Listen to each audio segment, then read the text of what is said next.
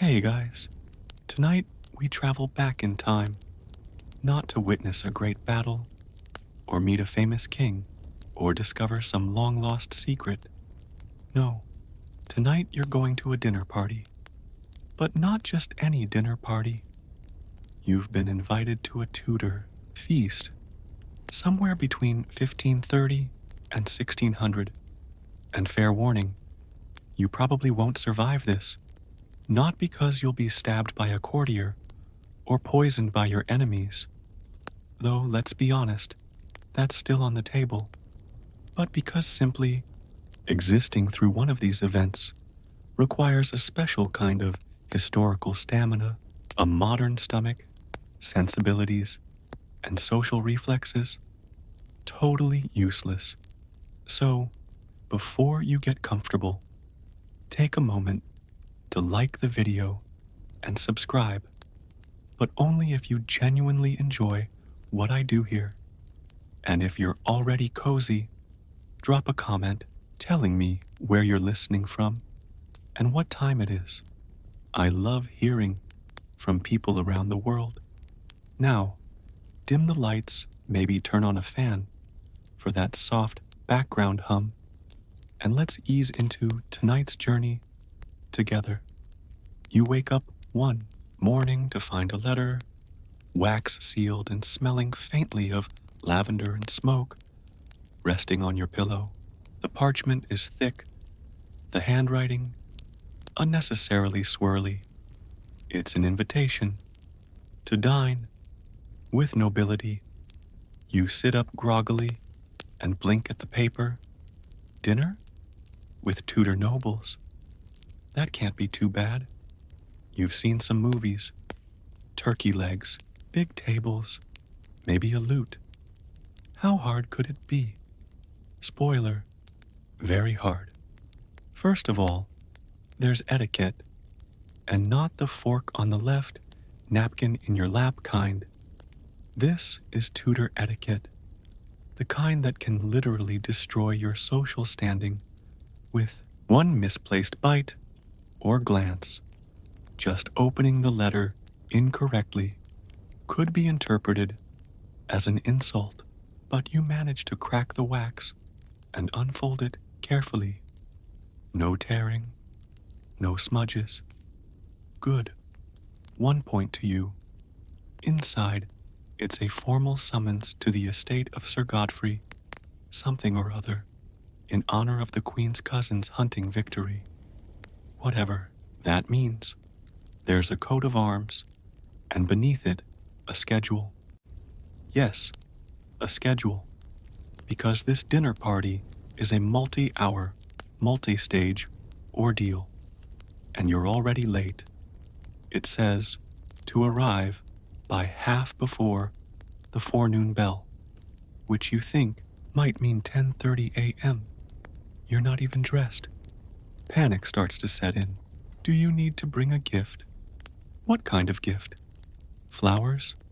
A carved melon? A sonnet? You briefly consider fleeing the country. Instead, you decide to brave it.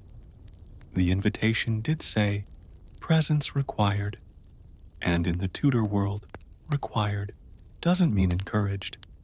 It means show up or risk disgrace. You throw on some clothes.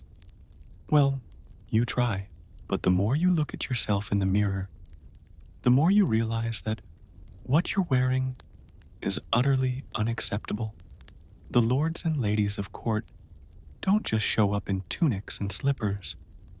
They arrive in layers of carefully curated fabric, accessories that scream, I'm wealthy, and I have servants to tie things, and face powder that might be half arsenic. There's also a strange mention on the invitation. The company is requested to refrain from garish yellow, as his lordship dislikes it. Good to know. Yellow is out.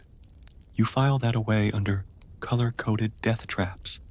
As you prepare to leave, you begin rehearsing how to speak without sounding like a fool. Tudor English is English-ish. But if you ask where the bathroom is, or say, cool, too many times, you're going to get some very odd looks, or worse, blank stares from people who think you're either drunk, cursed, or French. Stepping into the courtyard of the estate, you're hit with an immediate wave of pressure.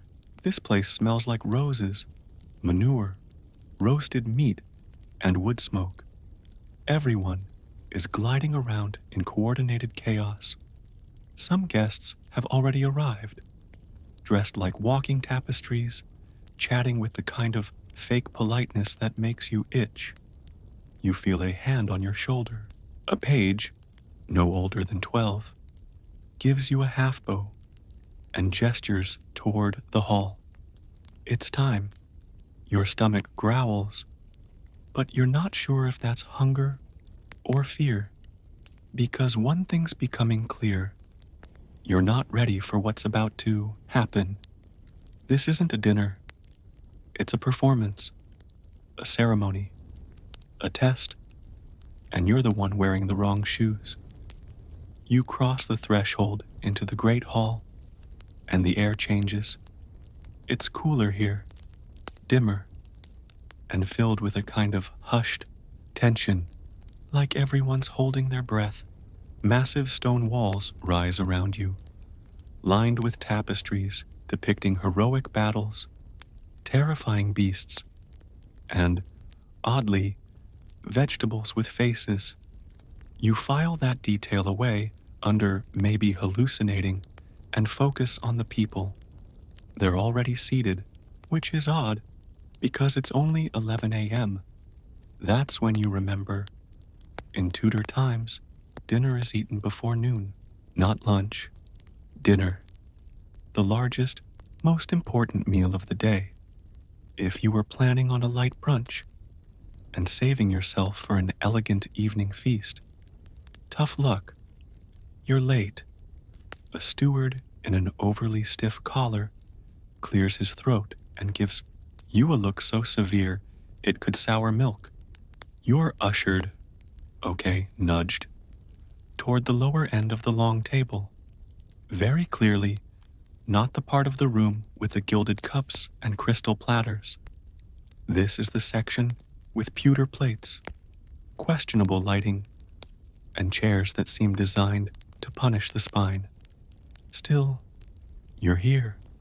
You made it. And before you can even catch your breath, the first platter appears. Now, you might expect something light. Bread, fruit, maybe a slice of cold meat. Nope. Enter the swan. A whole roasted swan, with its neck twisted into an unnatural curve, and its beak lacquered with some kind of glaze. Its feathers have been plucked, mostly, but a decorative collar of them has been reapplied around the base of the neck. Is it supposed to be elegant? You honestly can't tell. It looks like something between taxidermy and a dare, and that's just course one. You glance around. No one else is blinking. In fact, the noblewoman across from you is already carving her swan with the calm efficiency of someone who's done this 1,000 times. You, on the other hand, don't even know where to start. You reach for your fork, except you don't have one, because forks don't exist here, or at least, not commonly. Most diners in Tudor England ate with their fingers and a knife. Some rich folks might have a personal fork from Italy, but even then, they're considered suspicious, effeminate, foreign, possibly even sinful. So you pick up your knife. It's not exactly sharp. It's more of a suggestion of a blade. You try to saw into the swan's breast, and the skin resists you with the stubbornness of old leather. Eventually, a piece gives way, and it flops onto your plate, still steaming, somehow tougher than it looks, and definitely underseasoned. You take a bite. It's complicated, gamey, oily, like someone tried to roast a duck and a peacock at the same time and added disappointment for spice. Still, you chew politely. Across the room, a servant is refilling goblets with ale, mead, and something dark and unsettling you suspect might be clove-spiced wine. No water in sight. Because here's the kicker. No one drinks water. It's considered dangerous. It probably is. There's no filtration, no boiling, and no real plumbing. You're safe for drinking beer. For breakfast, which they do. You raise your goblet and take a cautious sip. It's warm, sour, and thick enough to qualify as a sauce. You try not to gag. Next comes the pie. But not a pie like you know it. This is a meat pie, and it's enormous. The crust is rock hard and likely inedible. The filling is a mysterious blend of venison, rabbit, raisins, eggs, and cloves? Maybe cloves. It's sweet and savory, in the same way a prank might be funny and mean at once. The person next to you leans in and whispers, "Don't eat the crust. It's just for show." You nod solemnly, like this is something you always knew. A steward passes by with a second tray, this one heaped with eels. Not fillets, not bites, whole eels, curled like sleepy snakes, glistening with herbs and their own juices. You pass. There's also hedgehog, not the spiky part, you hope. It's been roasted whole, decorated with rosemary sprigs, and surrounded by carrots carved into flowers. It's festive. Historians still argue whether dishes like these were everyday fare or reserved for feasts. But one thing's certain. If it could walk, fly, swim, or crawl, someone in Tudor England probably tried to roast it. And it's not just the protein that's out to get you. There are spices, and lots of them. Pepper, ginger, cinnamon, nutmeg, all sprinkled with abandon over meat, fish, and bread. Why? Because spices are a status symbol. A dish isn't tasty unless it proves how rich you are. Flavor comes second. Here's a quirky tidbit. Sometimes food was intentionally disguised to look like something else. Beef shaped like fish, marzipan molded into bacon. It's like a Renaissance episode of Nailed It. And you're absolutely losing. Your stomach is sending warning signals. But you've only made it to course 3. A young page approaches with something steaming in a covered dish. You brace yourself. It's porridge. Finally, something familiar. But it's gray, lumpy, and smells like cloves and despair. You eat a spoonful and wonder if this is your reward or your punishment. Someone coughs loudly behind you. You turn. A man at the upper table is red-faced, clutching his goblet. He waves it away, wheezing. A servant runs to his side with a cloth and a spoonful of vinegar. No one panics, because this happens a lot. People choking, fainting, falling ill mid-meal. It's practically a feature. You sit straighter, sweating. This dinner has only just begun, and you already feel like a cautionary tale. You slump a little in your chair, eyes darting toward the nearest exit. But no one else seems concerned. The guests are still smiling, chatting, and gnawing on terrifying cuts of meat, like everything is completely normal. Maybe it is. For them. For you, though. You're only 3 courses in, and your insides already feel like they're staging a quiet revolt. Still, you're trying to fit in. You wipe your fingers with a cloth that's not a napkin, just hoping it's meant to be used. A steward walks by with a tray and glares at how you're holding it. Apparently, you folded it wrong. You want to whisper, "I'm doing my best," but instead you force a smile and place the cloth delicately across your lap. It slips off instantly. You let it stay there on the floor. Good enough. And then, because Tudor meals aren't about mercy, the outfits start catching up to you. You're hot, really hot, and not in a flattering, sun-kissed way. You're roasting inside what could generously be described as a wearable prison. You're wearing enough layers to stop a sword, and the fabric doesn't breathe. It whispers, but not sweet. Nothings. It whispers, "You're going to die in here." Let's talk about this outfit for a moment. Because to attend a Tudor dinner party, you can't just throw on your favorite hoodie. You need appropriate garments, which is to say, tight, scratchy, absurdly complicated clothing that reflects your social class, your regional status, and apparently, your moral worth. Your shirt is linen, your jerkin is wool, and your overcoat has buttons so small they require a servant with surgical precision to fasten. Your collar, stiffened with starch so thick it might count as armor.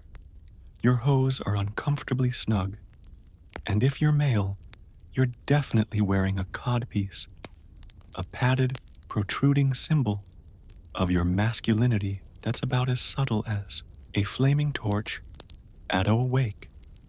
If you're female, you're laced up in a corset that lifts, squeezes, flattens, and immobilizes in a single breathless package.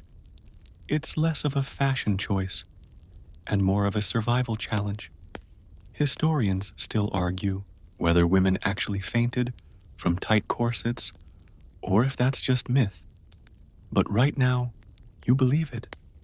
The fashion, to be fair, is gorgeous.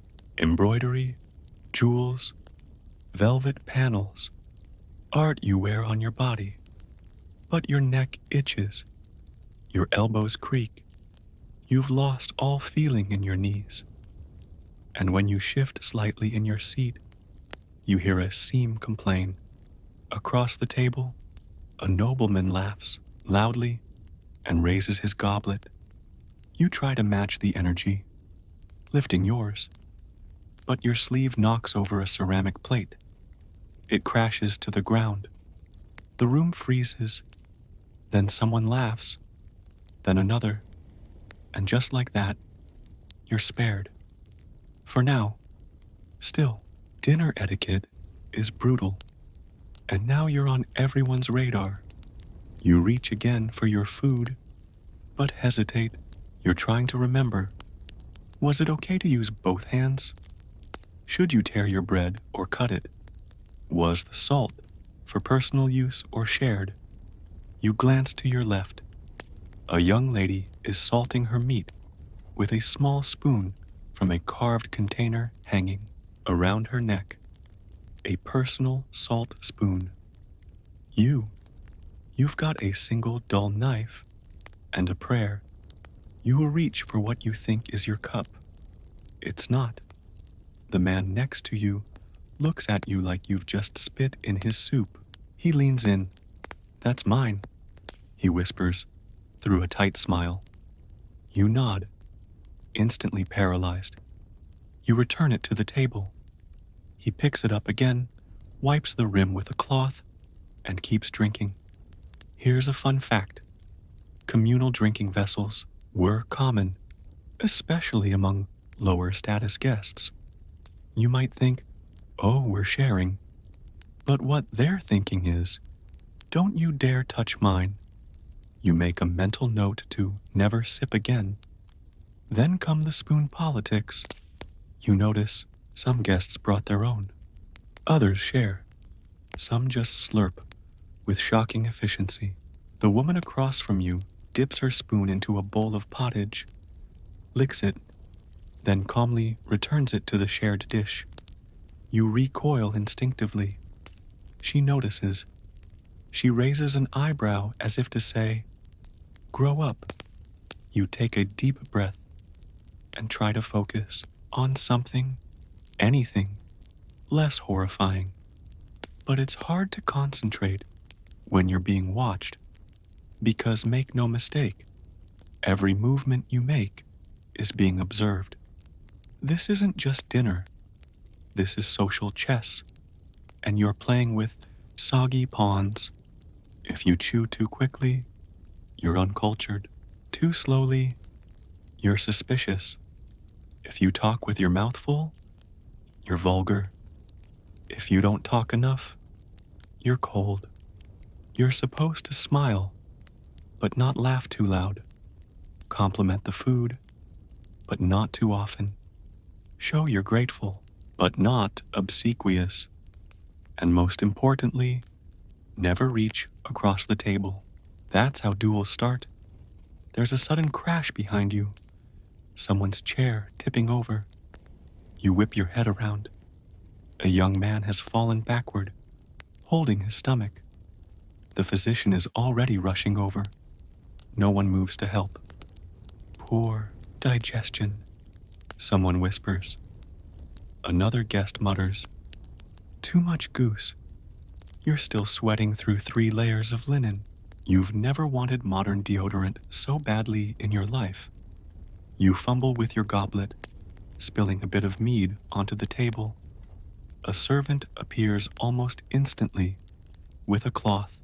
He wipes it up without a word and vanishes. It's only been an hour. You glance around. You've survived spilled dishes, codpiece humiliation, mistaken cup protocol, and a near armpit salt emergency. But you've got 12 courses to go, and you're not even sure your knees still bend. You try to shift in your chair again, just a little. Maybe find a new angle that doesn't make your hip feel like it's been turned into a Tudor relic. But as you wiggle, the chair creaks. Loudly, everyone at your end of the table turns toward you with a kind of pleasant suspicion. You smile like someone who meant to do that. You did not. The good news? The swan is gone. The bad news? Something worse is coming. A footman glides by and gently places a new dish in front of you. It looks innocent enough. A pie. You breathe a sigh of relief. Pie is good. Pie is safe. Wrong. This pie has feathers poking out of it. Not decoratively, either. Bursting out of the top crust like something is trying to escape. And then, to your absolute horror, it moves.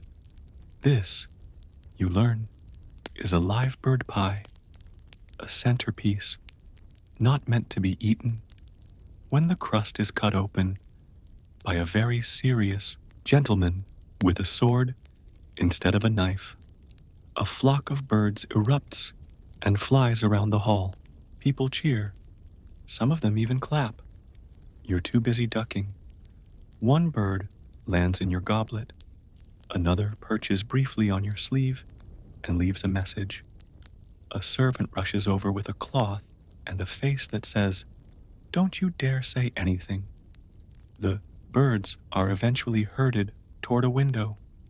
The feast continues, as if nothing happened. You try to recover. Mentally, emotionally, avian ally. Next up, fish in jelly. You can't make this up. It's a clear, shimmering dome with something dark and indistinct suspended inside. It quivers with every movement of the table. You stare at it like it's a magical artifact that might curse you if you touch it. Someone across the table scoops up a chunk with visible glee. You decide you're going to be brave. You press your knife into the gelatin. and it wobbles violently before offering a sound not unlike a boot stuck in mud. The texture? Cold, slimy, and somehow gritty. The flavor? Fish, vinegar, and what you think might be rosewater. Historians still argue whether these jelly dishes were genuinely beloved or merely tolerated for novelty. But you can tell instantly you are not a jelly person. Trying to scrape your palate clean, you reach for a piece of bread. It looks soft, like the kind you might sop soup with. You tear off a piece and nearly chip a tooth.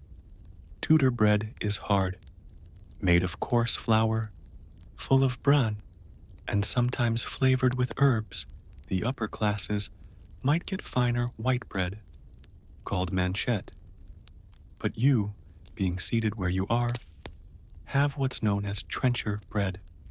It's not just food, it's also your plate. That's right.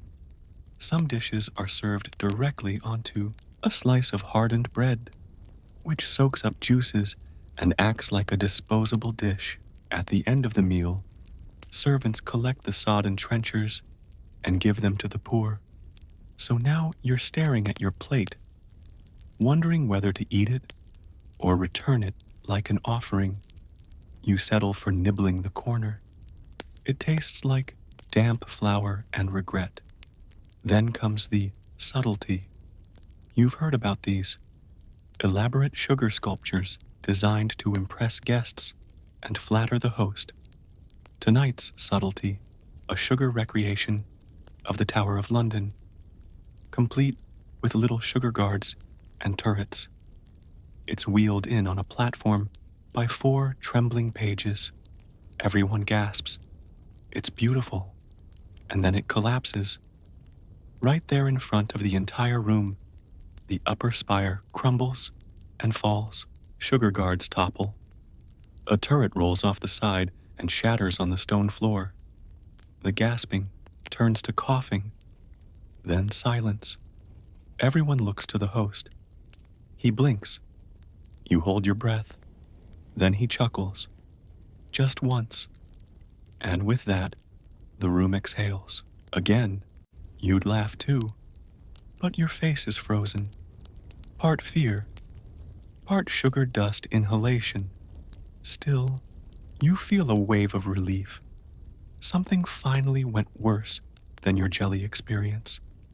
Then the servant returns. He places a small cup of something dark and syrupy in front of you. It smells like wine, vinegar, and sadness. You sip.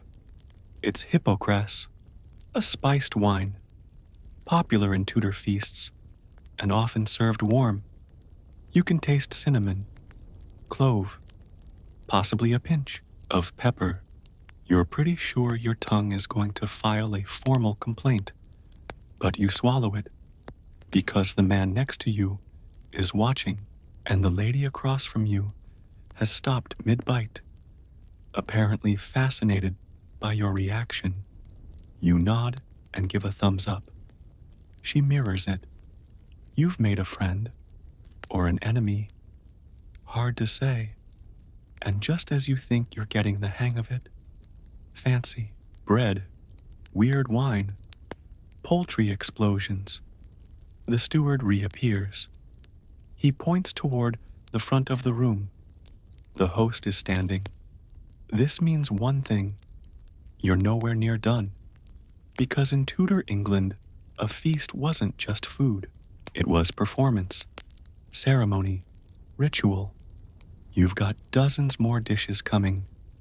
You've got speeches, games, maybe even a bear. And you, my poor guest, are just getting started. You're beginning to lose track of time, or space, or logic. You've survived swan, sugar towers, fish jelly, and rogue birds. And now your brain is floating somewhere between mildly entertained and please make it stop. But the feast continues. The next dish arrives, and at first, You're confused. It looks like a porcupine made of bread. Turns out, it's a hedgehog-shaped meatloaf, covered in slivered almonds to mimic the spines. Someone took a lot of pride in sculpting it. There's even a tiny clove for the nose. You want to be impressed, but it smells suspiciously sweet, like it's been doused in rosewater and sugar glaze. You take a polite bite. It's warm meat, raisins, herbs, and dessert all at once. You were not ready.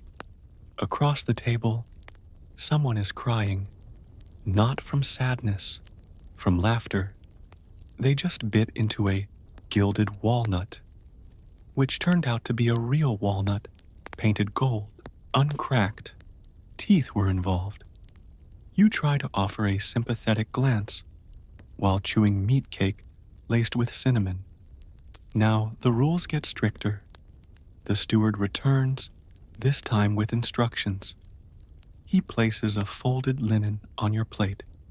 Apparently, this means you are to refrain from touching anything until the next toast. You nod, but you don't know what you're agreeing to. Someone clinks a goblet. A toast is shouted.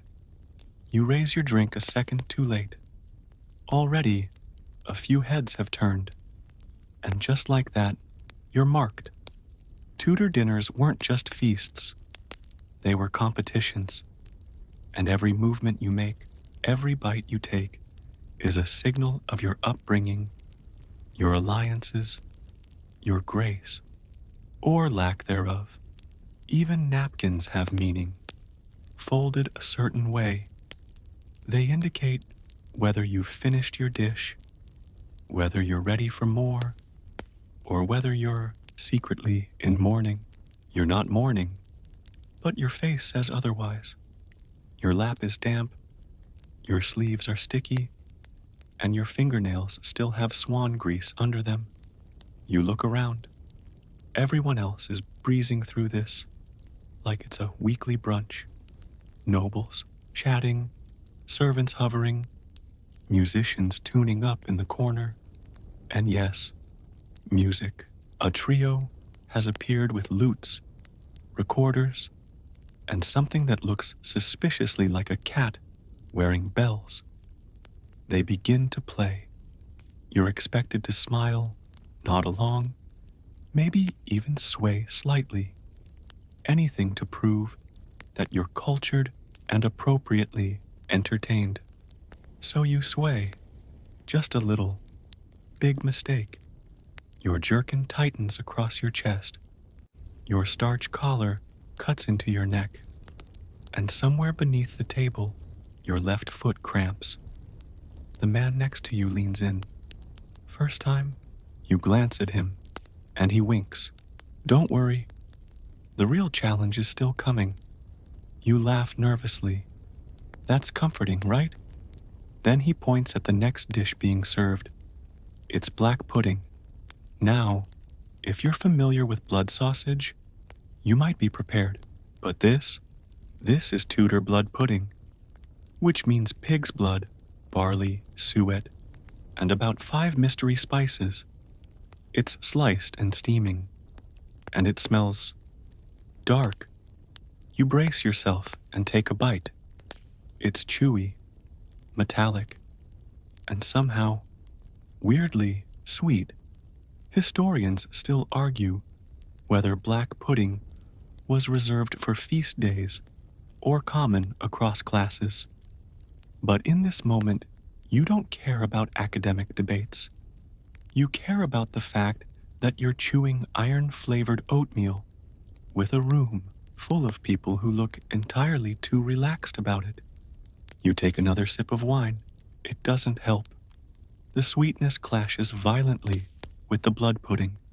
Your stomach stages a protest in 3 distinct languages. Just when you think it can't get more confusing, a page boy appears and hands you a small, stuffed pastry. You bite in. It's a date, stuffed with almond paste, pepper, and ground pork. Of course it is. You nod politely while your taste buds scream.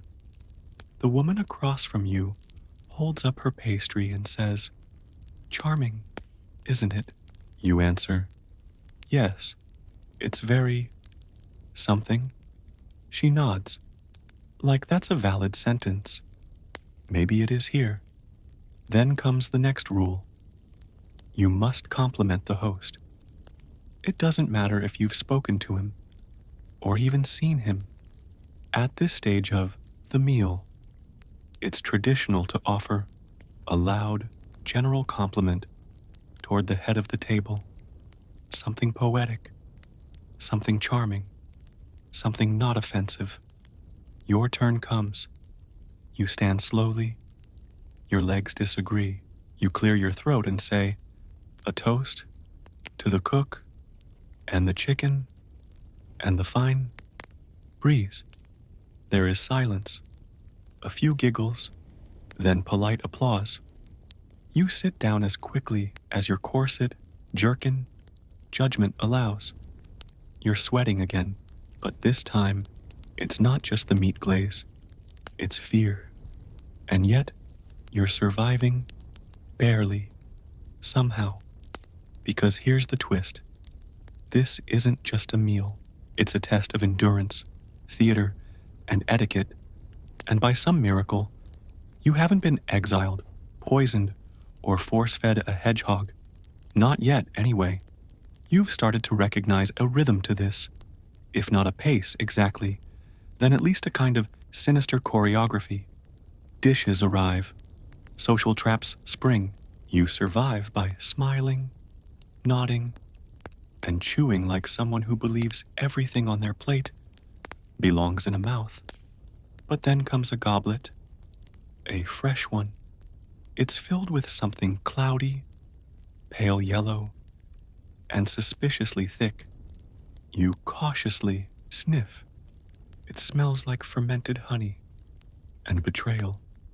The man beside you grins. You'll like this one. It's posset. You want to believe him. You want to be optimistic.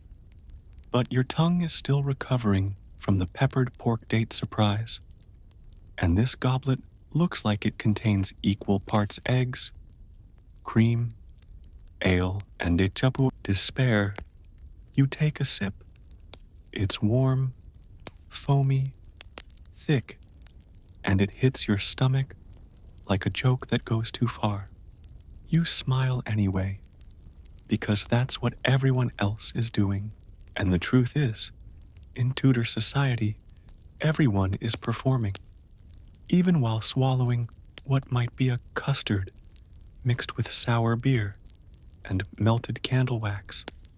You glance down the table and see a man with 4 rings on each hand, elegantly spearing a chunk of quince jelly with the tip of his knife. A lady across from him is eating roasted partridge with one hand while twirling her spoon in a silver bowl with the other. You suddenly feel like a caveman at a fashion show. Then someone sneezes. A full, powerful, swan-sized sneeze. The table jolts.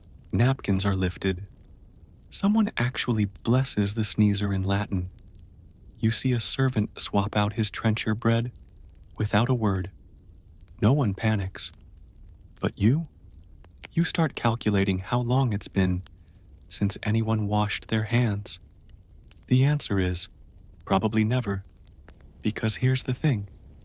Hand washing before meals was common among the nobles. But common didn't mean effective. Bowls of scented water might be passed around. Maybe you dipped your fingers. Maybe you didn't. Soap? Unlikely. A full scrub down? Hilarious.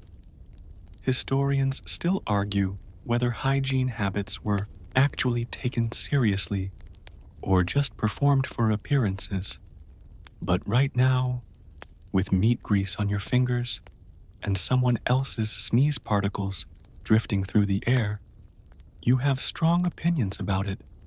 A steward approaches with a new tray. and you actually feel your stomach flinch. On it are tiny birds, whole, roasted, glazed, and terrifying. Larks, possibly sparrows, maybe wrens. You're not sure. What you do know is that they're intact. Beak, legs, eyes. You're expected to eat around the bones or just chew through them. You hesitate. The woman across from you pops one hole into her mouth and chews delicately. You reach for a small one. It stares at you. You chew anyway. It's like eating a paperclip dipped in barbecue sauce. Still, you smile. You nod. You take a sip of cloudy posset to wash it down, which feels like a punishment from the gods. A lute chord plucks in the background. The music picks up. You hear voices behind you, laughter, clapping. You glance over your shoulder and see a juggler balancing apples, then knives, then a plate of something that looks like custard. The custard slips, splashes to the floor. Applause erupts. The juggler bows. Entertainment has arrived. This is a full-on production now. Music, acrobatics, possibly bear wrestling later. The dining hall is alive with spectacle. You try to refocus on your plate, but it's hard. A servant drops another new delicacy. A meat fritter with sugar. That's right, sugar and meat. Fried together. You look at it like it owes you an apology. Then, to your horror, someone starts to speak, loudly, from the head of the table. It's the host. He's standing, he's toasting, and he's looking directly at you. Let us raise a cup to our brave guest, who has traveled far, and yet remains upright. Everyone laughs, not cruelly, but still, you are now part of the show. You raise your goblet, smile tightly, and nod. To digestion, you offer. More laughter. Some genuine, some not. You sit back down, trying to disappear. Your goblet trembles in your hand, because now you've been noticed. You were background noise before, but now you're part of the social architecture, and that's dangerous, because in Tudor courts, visibility is currency. It can elevate you or ruin you, and if you think they're just judging your table manners, think again. They're judging your posture, your reactions, your conversational timing, even the way you butter your bread. Assuming you can find butter. It's been conspicuously absent so far. At the far end of the table, a nobleman bursts out laughing. He's now licking his fingers. You think, finally, something I understand. You go to mimic him, only for a servant to appear instantly and whisper sharply in your ear. Only lords may lick. You lower your hand and your soul. There are rules, and then there are hidden rules, and the deeper you go into this Tudor maze, the more it feels like any wrong move might result in scandal, or a swift removal by two silent footmen. You eat more cautiously now. You smile more selectively. You toast when others toast. You nod when others nod. And you never, ever lick your fingers again. Your stomach is a battlefield. Your clothes are a trap. And your dignity is hanging by a thread. But you're still alive, for now. By now, you've entered what can only be described as the Tudor survival zone. That hollow, floaty place where your body is so overfed, overdressed, and overwhelmed that your brain detaches slightly just to protect itself. You're not entirely sure if you're still hungry or if your internal organs are playing dead out of self-preservation. But the food doesn't stop. A new platter arrives, and it's as terrifyingly inventive as the last. This time, a stuffed boar's head, complete with apples in the mouth, marzipan eyes, and what you pray is just decorative blood dripping from the snout. And the best part? It's smiling. The whole table leans in, admiring the craftsmanship. You, however, can't stop staring at the teeth. The roasted skin is glossy, the nostrils perfectly flared, and the ears just slightly too lifelike.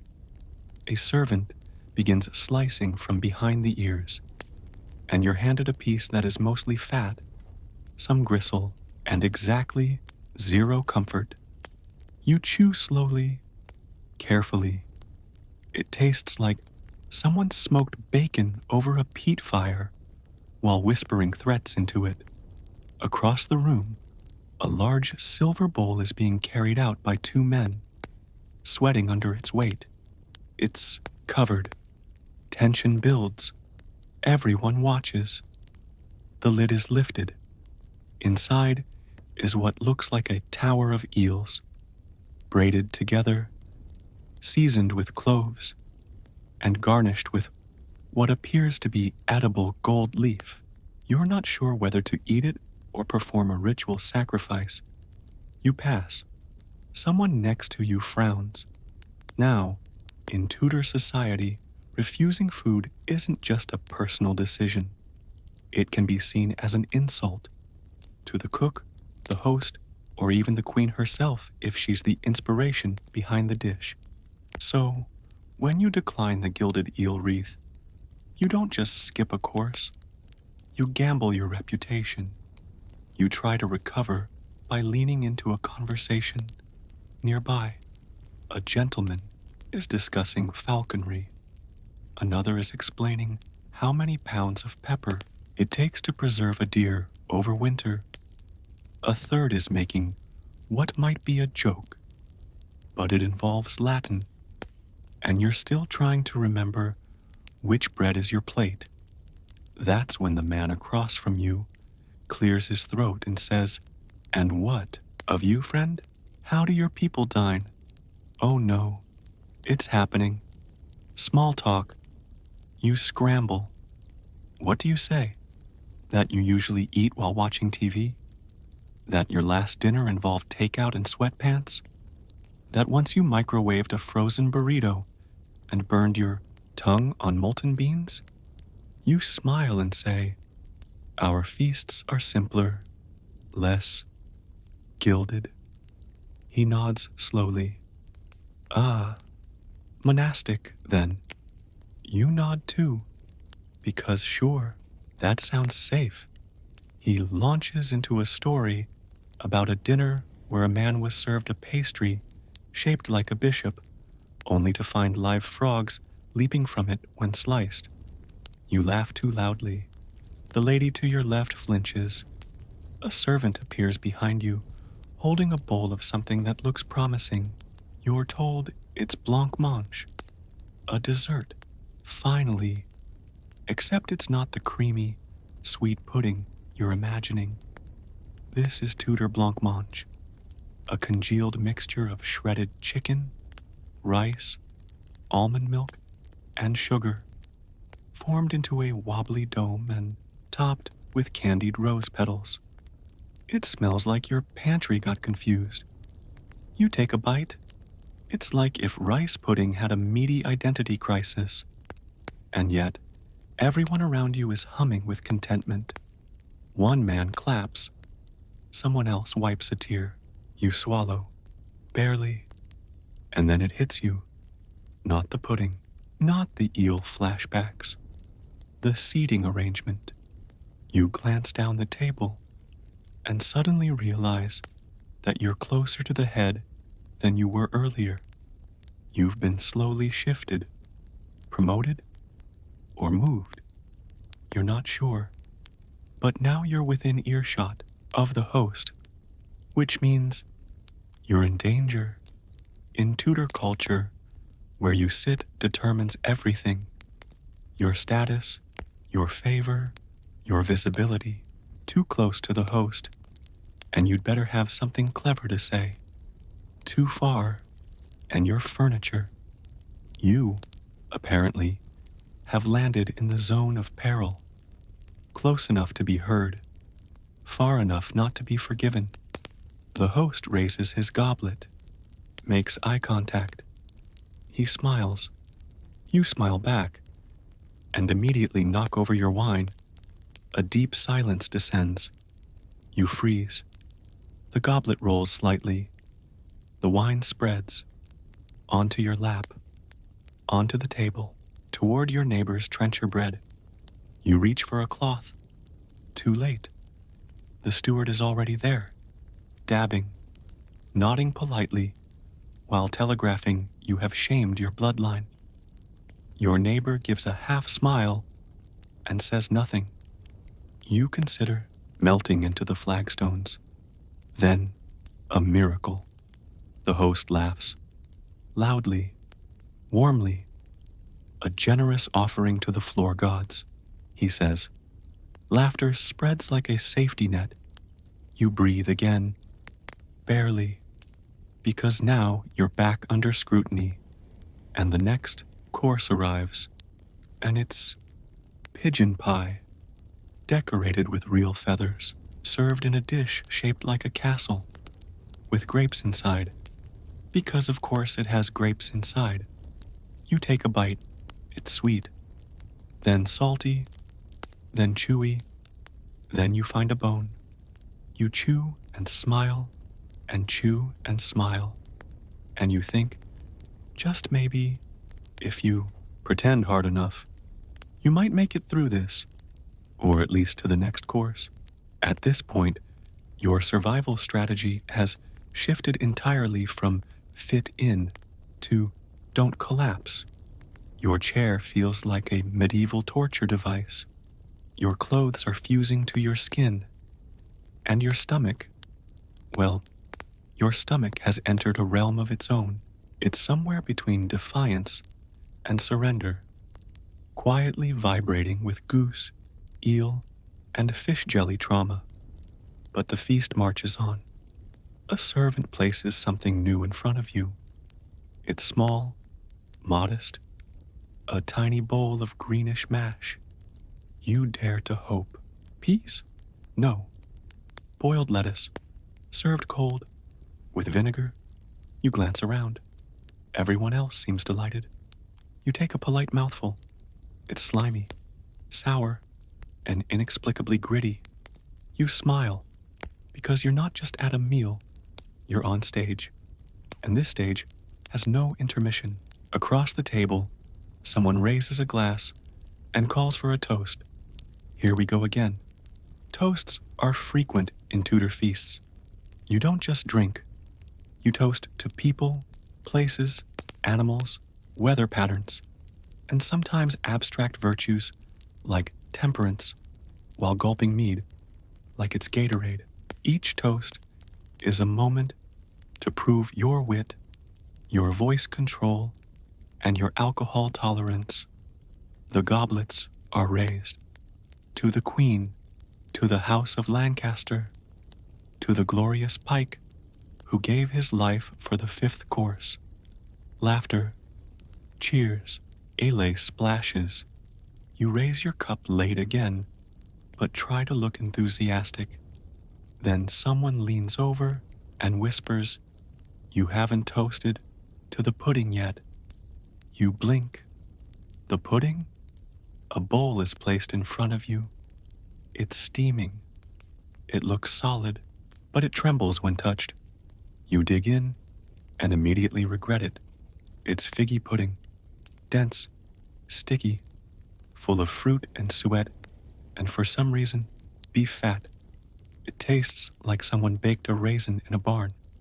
You chew and smile. To the pudding, you whisper. The guest beside you nods approvingly. You're starting to understand the rhythm of this place. Not enjoy, mind you. Just understand. Then someone sneezes again, louder. The music stops for a moment. The steward walks over and removes their plate without comment. They will not be served again. No explanation is offered. None needed. You stare down at your own plate and silently promise it you'll never sneeze again.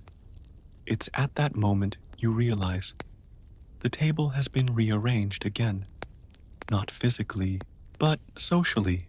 Some guests are speaking louder. Some are quieter. Some are no longer being offered wine. Social hierarchies here shift like sand. Say the wrong thing, down the ladder you go. Laugh at the wrong joke, demoted. Compliment the wrong dish, you're now invisible.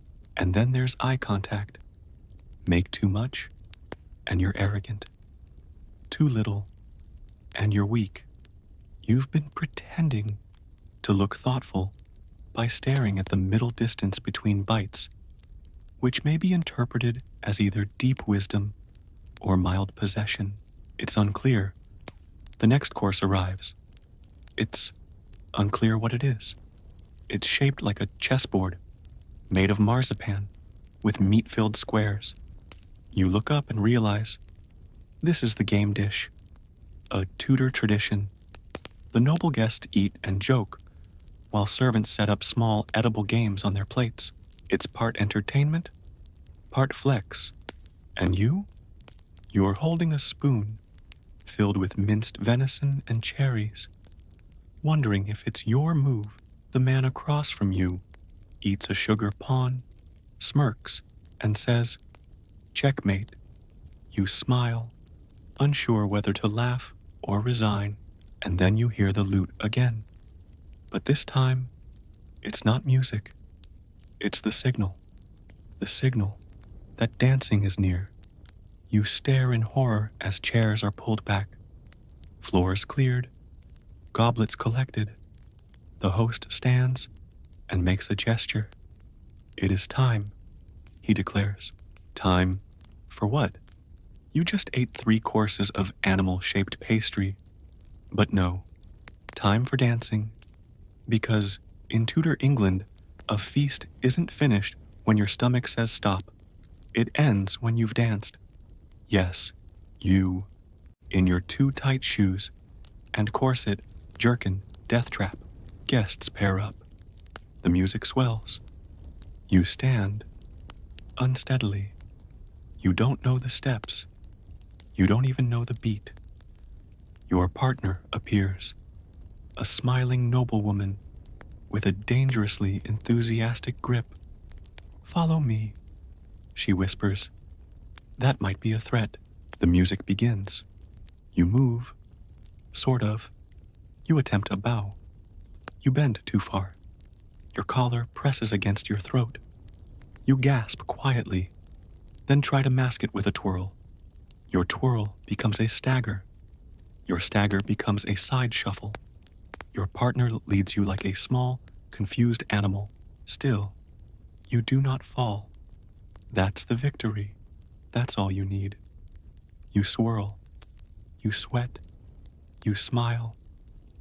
And somewhere behind your eyes, you pray for the dance to end. But you're not alone. Other guests are gasping too. Some have loosened their sleeves. A man steps backward onto a goblet. A woman slips on a grape. You lock eyes with the host. He raises his goblet. You raise your hands and curtsy. Poorly, he nods. You live. For now, you limp back to your seat like a soldier returning from battle. Your partner gives you a gracious nod, perhaps out of pity, perhaps out of pride. You can't tell. Your knees ache. Your face is flushed. Your linen undergarments have become a second skin. And the codpiece? If you're wearing one, you no longer remember life without it. You sink down slowly, carefully, wondering if sitting is even allowed anymore. Around you, The other dancers are laughing, clapping, fanning themselves with cloth napkins. You glance at the steward. He nods. You're safe. For now. But the moment you let your guard down, another dish appears. This one looks simple. Just a bowl of broth. You dare to hope. Maybe you're being rewarded. Maybe you've graduated to a meal that won't challenge your identity. You lift your spoon. Someone finally handed you one. And take a sip. It's ale broth. Thin, hot, slightly sour, floating with bits of unidentifiable meat. And what you think might be cabbage, or was cabbage, 2 days ago. It goes down like guilt. You smile anyway. Next to you, someone leans in and whispers, "Careful, the next dish has bones." You blink. So did the last 5, but they were expected bones. This one's a trap. It arrives, wrapped in dough, lightly baked, sprinkled with herbs. A meat parcel. You cut into it, and out spills what looks like stew. You take a bite. There's a bone inside. Sharp, sneaky, right where you least expect it. This, apparently, is a Tudor test. A way to see if you chew like a peasant or pick like a courtier. You dab your lips with your cloth. Not a napkin, still, not sure, and pretend to enjoy nearly choking. Historians still debate whether these bones were an oversight or an intentional hazard, but either way, you've passed, barely, and now you've reached that point in the meal where you've stopped tasting anything. You're simply receiving food, processing it, smiling, toasting, and surviving until the herald appears. Not a waiter, not a servant, a full-on herald with a scroll and a feathered hat so large it should come with a warning. He unrolls the parchment and reads aloud in booming tones. In honor of the feast, his lordship presents entertainment most magnificent. You freeze. No more food. The lights dim. Well, the candles flicker, and a troupe of players enters the hall. Actors, jugglers, musicians, possibly someone dressed as a bear. You're not sure yet. They begin their show. It's a farce, a comedy of mistaken identities. There's a man in a fake beard, a woman playing a nobleman's horse. Someone gets fake slapped with a goose feather. Everyone laughs except you, because you don't understand the jokes.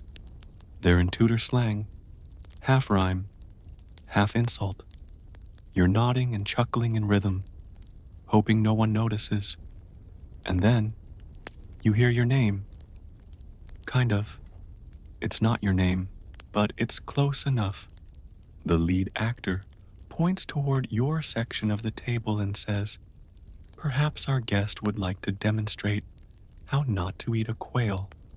Laughter. People look at you.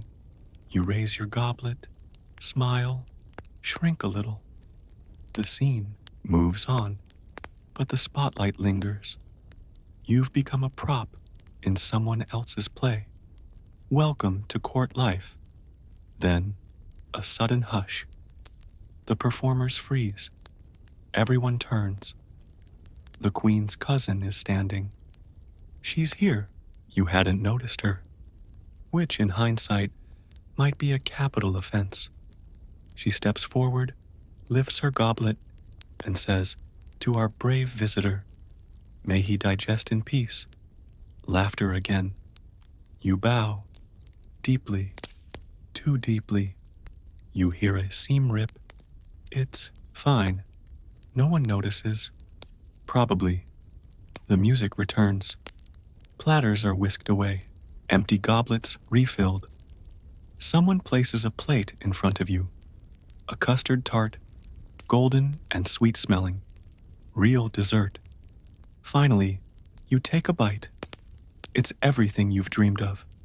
Creamy, warm, slightly spiced, and then a peppercorn, whole, hidden, like a landmine. You cough, not loudly, but loud enough. The steward raises an eyebrow. You take a sip of wine to cover it. Swallow the pepper, smile through the tears. The guest next to you raises his cup. To our champion of consumption, he says.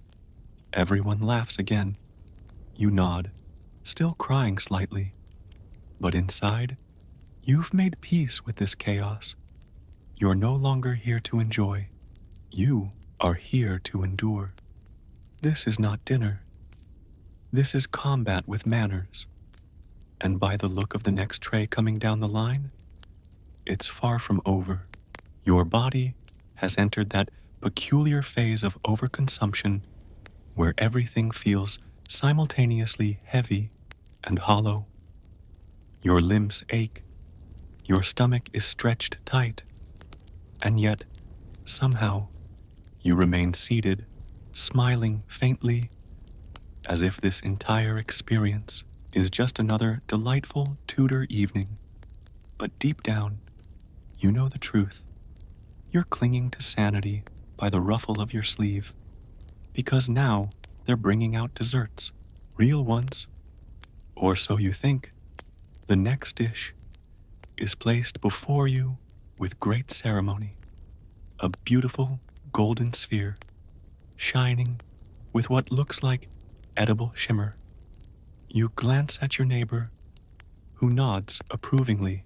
Try it, he whispers. You poke it with your knife. The sphere cracks, and a cloud of cinnamon and sugar dust erupts into your face. You inhale sharply and immediately regret it. You've been ambushed by a Tudor sugar bomb. Your eyes water. You sneeze. Again, loudly. This time, everyone notices. The music pauses. A server rushes over and replaces your plate. No words are exchanged. But you know, you've been demoted. Maybe not visibly, but somewhere in the intricate social map of this dinner, you've just been shifted down a tier. You mutter a small apology and pick up the next offering. Marchpane, that's marzipan to you, but not the chewy little pieces you're used to.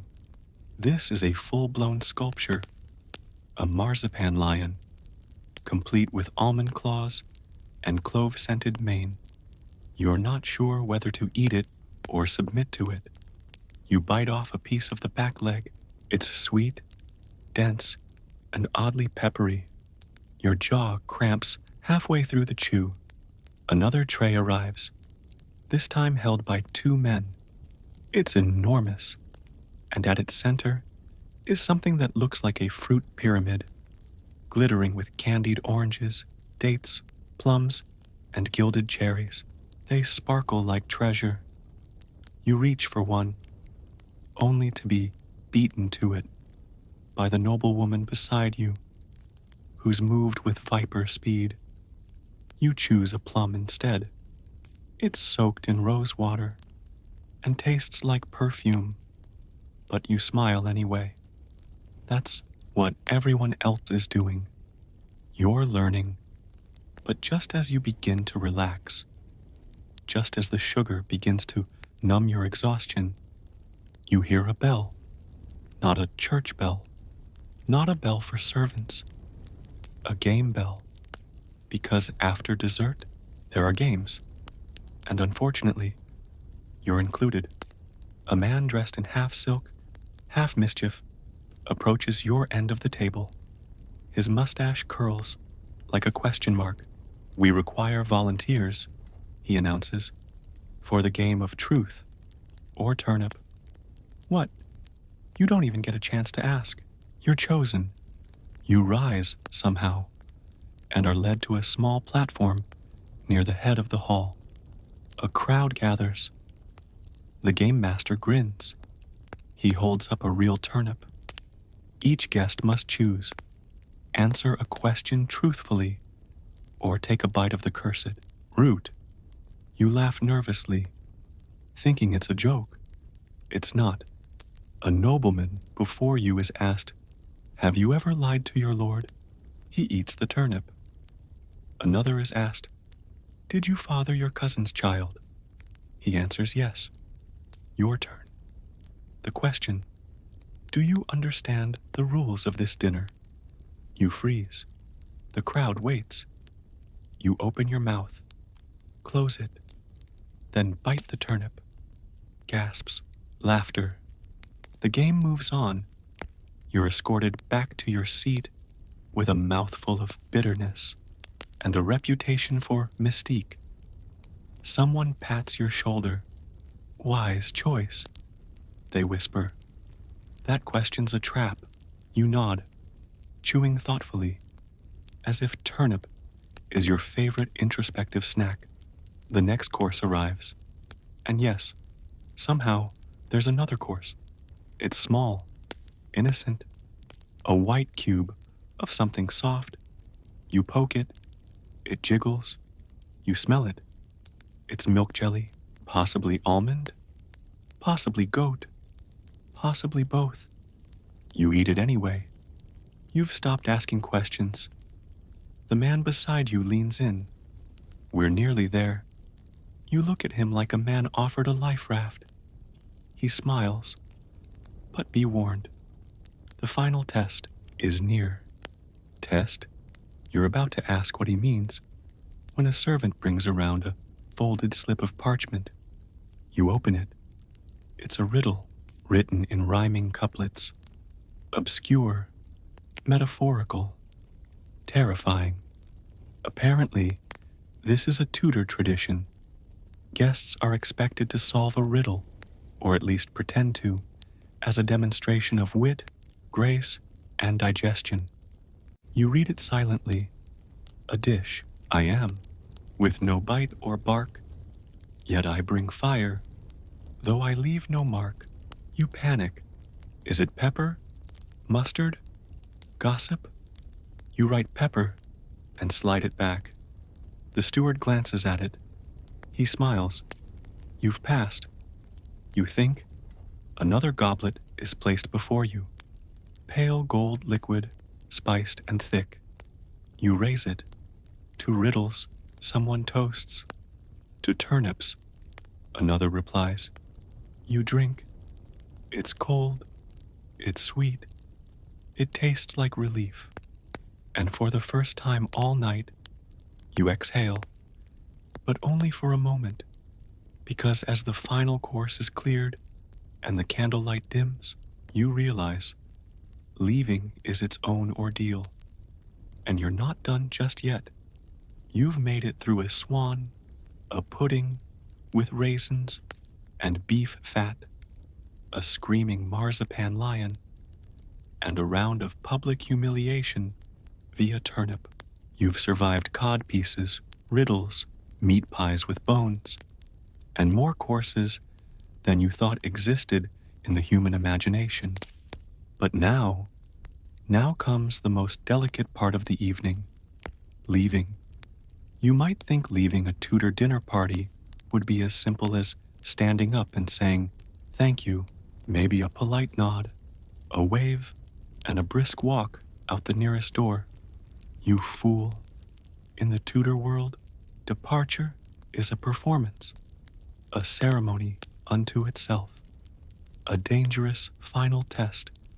A steward glides to your elbow. He doesn't speak.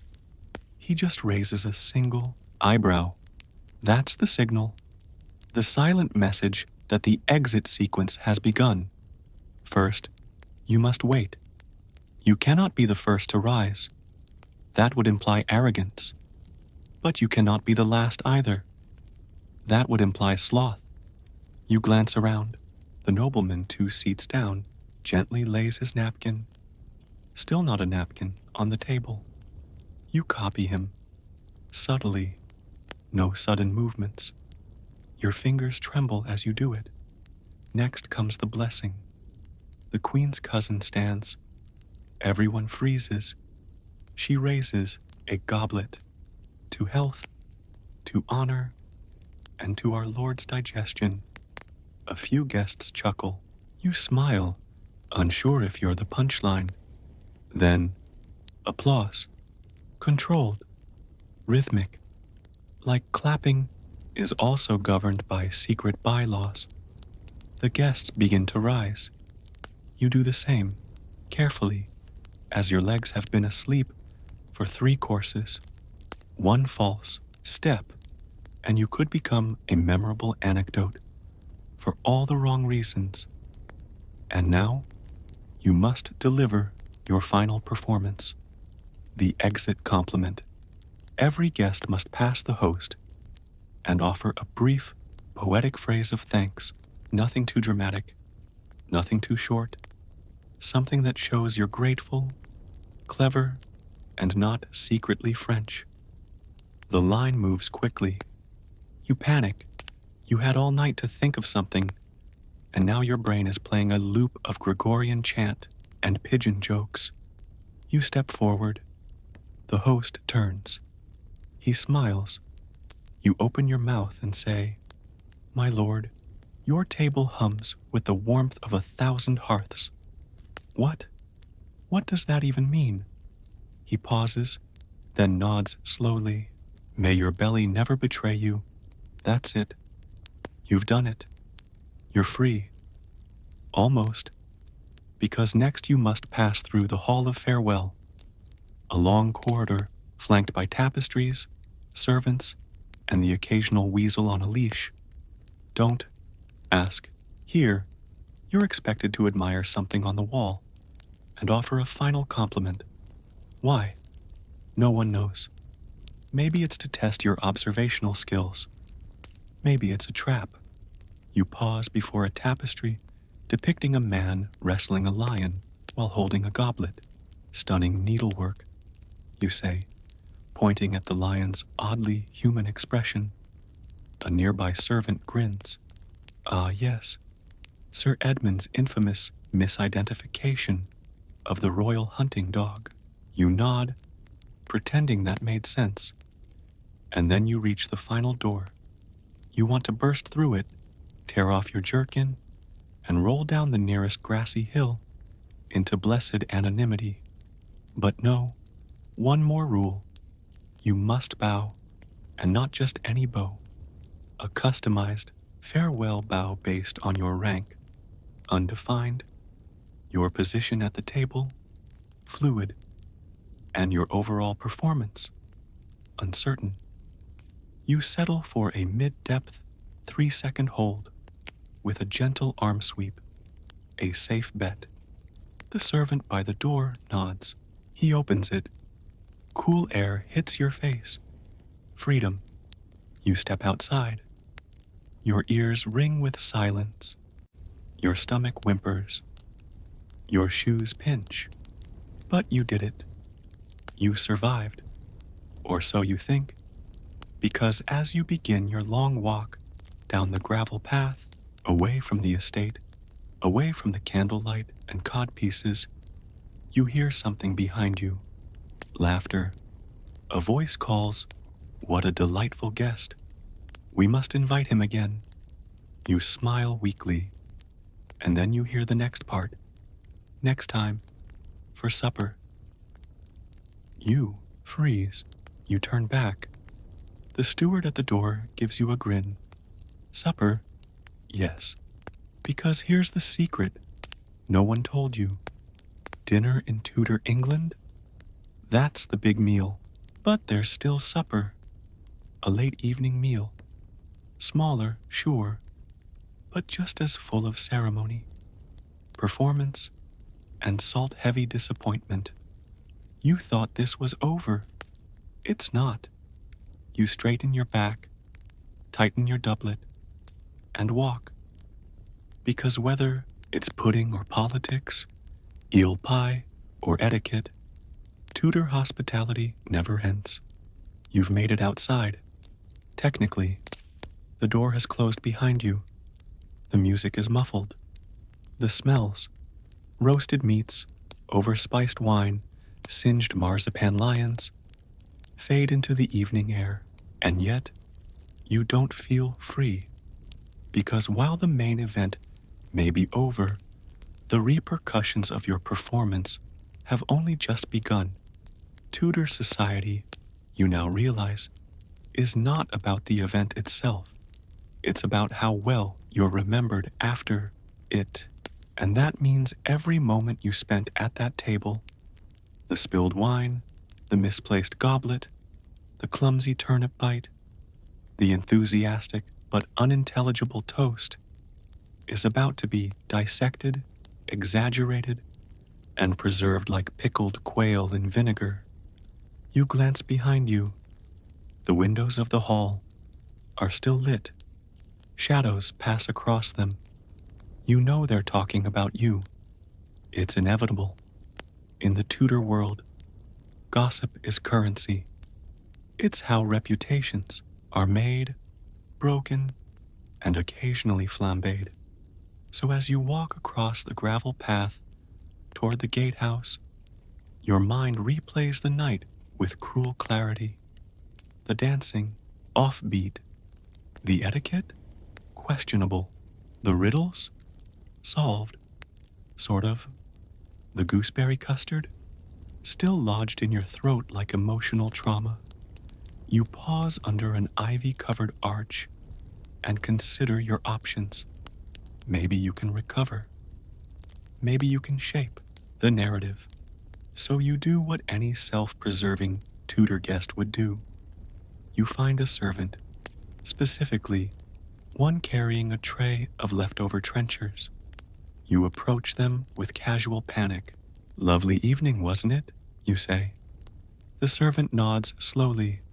"Aye, sir. Quite memorable." You blink. Memorable good or memorable? Memorable? He shrugs. "Hard to say, sir."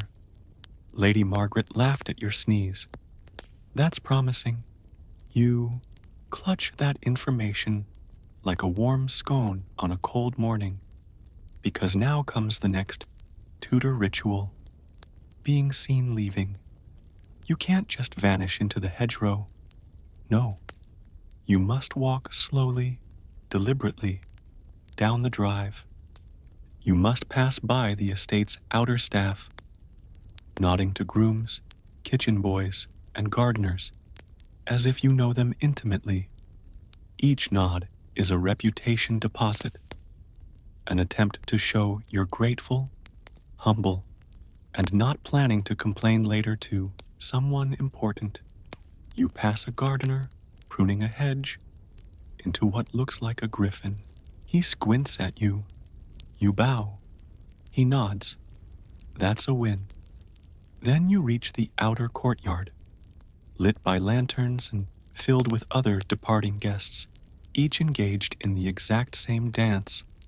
Fake laughter, cloak shuffling. "We must do this again." Statements that everyone knows are lies. You hear snippets. "He really said, to digestion." Bold, I thought. I thought he handled the eel tower with grace. More than I can say for Lord Fitzwilliam. I still think the pudding trick was planned. He didn't even flinch. You're being discussed. Like a dish. A curiosity.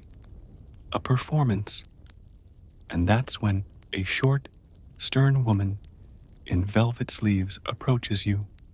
"Sir," she says. You brace. Her ladyship requests your presence at the next feast. You blink. She continues. A winter gathering, smaller scale, 12 courses only. You nod. "An honor," you say, your voice somewhere between enthusiasm and spiritual detachment. She leans in slightly. "Bring gloves." "For the swan." You don't ask. She walks away. You stand there, stunned, holding an invisible RSVP to another round of edible riddles and ceremonial dancing. You begin your final steps through the outer gate, where a waiting footman helps you into a carriage. Or maybe it's your carriage, or maybe it's just going in a direction that isn't here. Either way, you climb in. Inside, there's a padded bench, a wool blanket, and, to your absolute shock, small loaf of bread and a flask of ale, a farewell gift. You stare at them, then burst into laughter, soft, tired laughter that feels more like release than humor. Because this is the Tudor equivalent of thanks for coming. Please recover. The carriage starts to roll. The estate disappears behind you. You lean your head back. The night air cool against your cheek. The stars spinning above. And for the first time in hours, you are alone. No lords, no trenchers, no birds escaping pies. Just you, your aching body, and a small loaf of bread whispering, you made it. But even now, even in the safety of night, your mind replays the feast. Because Tudor meals don't end when the last dish is cleared. They linger in your clothes, in your breath, in your memory. You close your eyes, and somewhere in the distance, a bear roars. You don't open them, because whatever happens next, that's a problem for supper. You wake up the next morning, or what you think is morning. The sun has decided to be shy, the sky's a uniform gray, and your body feels like it was trampled by a well-dressed mule. You lie still for a moment, staring at the wooden beams above you, wondering if maybe you dreamed it all. The pies, the pudding, the turnip, the lion made of sugar that imploded in front of 50 witnesses. Nope, that was real. Your body confirms it. Your joints creak like a neglected church door. Your stomach still feels full, but also empty. You're not even sure how that's possible. And then you smell it. Ale and sweat. Not just yours either. The room has that special post-feast aroma. A little rich, a little tragic. You sit up slowly. Your doublet is still half on. One shoe is missing. The codpiece has migrated. Somewhere in the corner, your belt lies coiled like it gave up on you completely. You take stock. You're alive. You're exhausted. And you've been invited back, which means you didn't fail. Which means it starts again. But first, recovery. And in Tudor England, recovery isn't about electrolytes and smoothies. No, it's about surviving the aftermath with dignity, ritual, and whatever herbs are available in the garden. You stumble to the wash basin, which contains water that may or may not be older than you. You splash it on your face. It helps. Barely. Then comes the mirror. It's a polished bronze plate, no glass. The reflection is vague, distorted, and brutally honest. Your face looks like it's been through a culinary war zone. Your hair, if styled at all last night, is now aggressively medieval. Still, you begin the process of putting yourself back together. You clean your hands with soap made from lye and ash. It burns a little, smells like old candles, but that's how you know it's working. Then comes the mouth rinse, a mix of mint, vinegar, and cloves. You swish, you gag, you pretend you feel better. Because today, like every day in Tudor life, is not about feeling better. It's about looking like you do. As you dress, your body reminds you of every wrong move you made at dinner, the twist during the dance, the riddle panic, the pigeon bone you almost swallowed whole. You find a note tucked into your sleeve. It's written in a delicate, spidery handwriting. You were quite the entertainment. I hope your next toast includes fewer bodily sounds. LM. You're not sure who LM is. You're not sure what bodily sounds they mean. You decide not to ask. Outside your window, the estate stirs. Servants carrying trays. Horses being led to water. Somewhere, someone is singing a tune that's definitely about pottage. And then, because the gods are never kind, you hear a bell. Not for church, not for danger, but for breakfast. You freeze. Breakfast in Tudor times isn't as elaborate as dinner, but it's still a performance. Typically served early, after dawn, but before labor. It's meant to restore the body, or punish it. Sometimes both. You shuffle into the hall. Fewer people than before. Less grandeur, but still plenty of eyes, watching. The table holds cold meat pie, soft cheese, boiled eggs that smell like suspicion, thick ale, and of course, porridge. Again, always. You choose a modest portion, a crust of bread, a smear of cheese. You nod politely to your fellow survivors. One man is wearing the same ruff as yesterday. Another looks like he hasn't stopped chewing since dinner. You take a bite of cheese. It fights back. It's sharp, sour, and has the texture of regret. But you swallow it because you're nothing if not resilient. The woman next to you leans in. You did well, she says softly. You blink. I liked your toast, she adds, especially the bit about the ceiling beams. Oh no, you remember that now. The panic, the improvisation, the odd metaphor about architecture. But she smiles. Memorable, she says. And in Tudor society, memorable is everything. After breakfast, you're invited to join a walk through the gardens. This sounds relaxing. A reward, a chance to breathe. It's not. The walk is another form of display. Who walks with whom?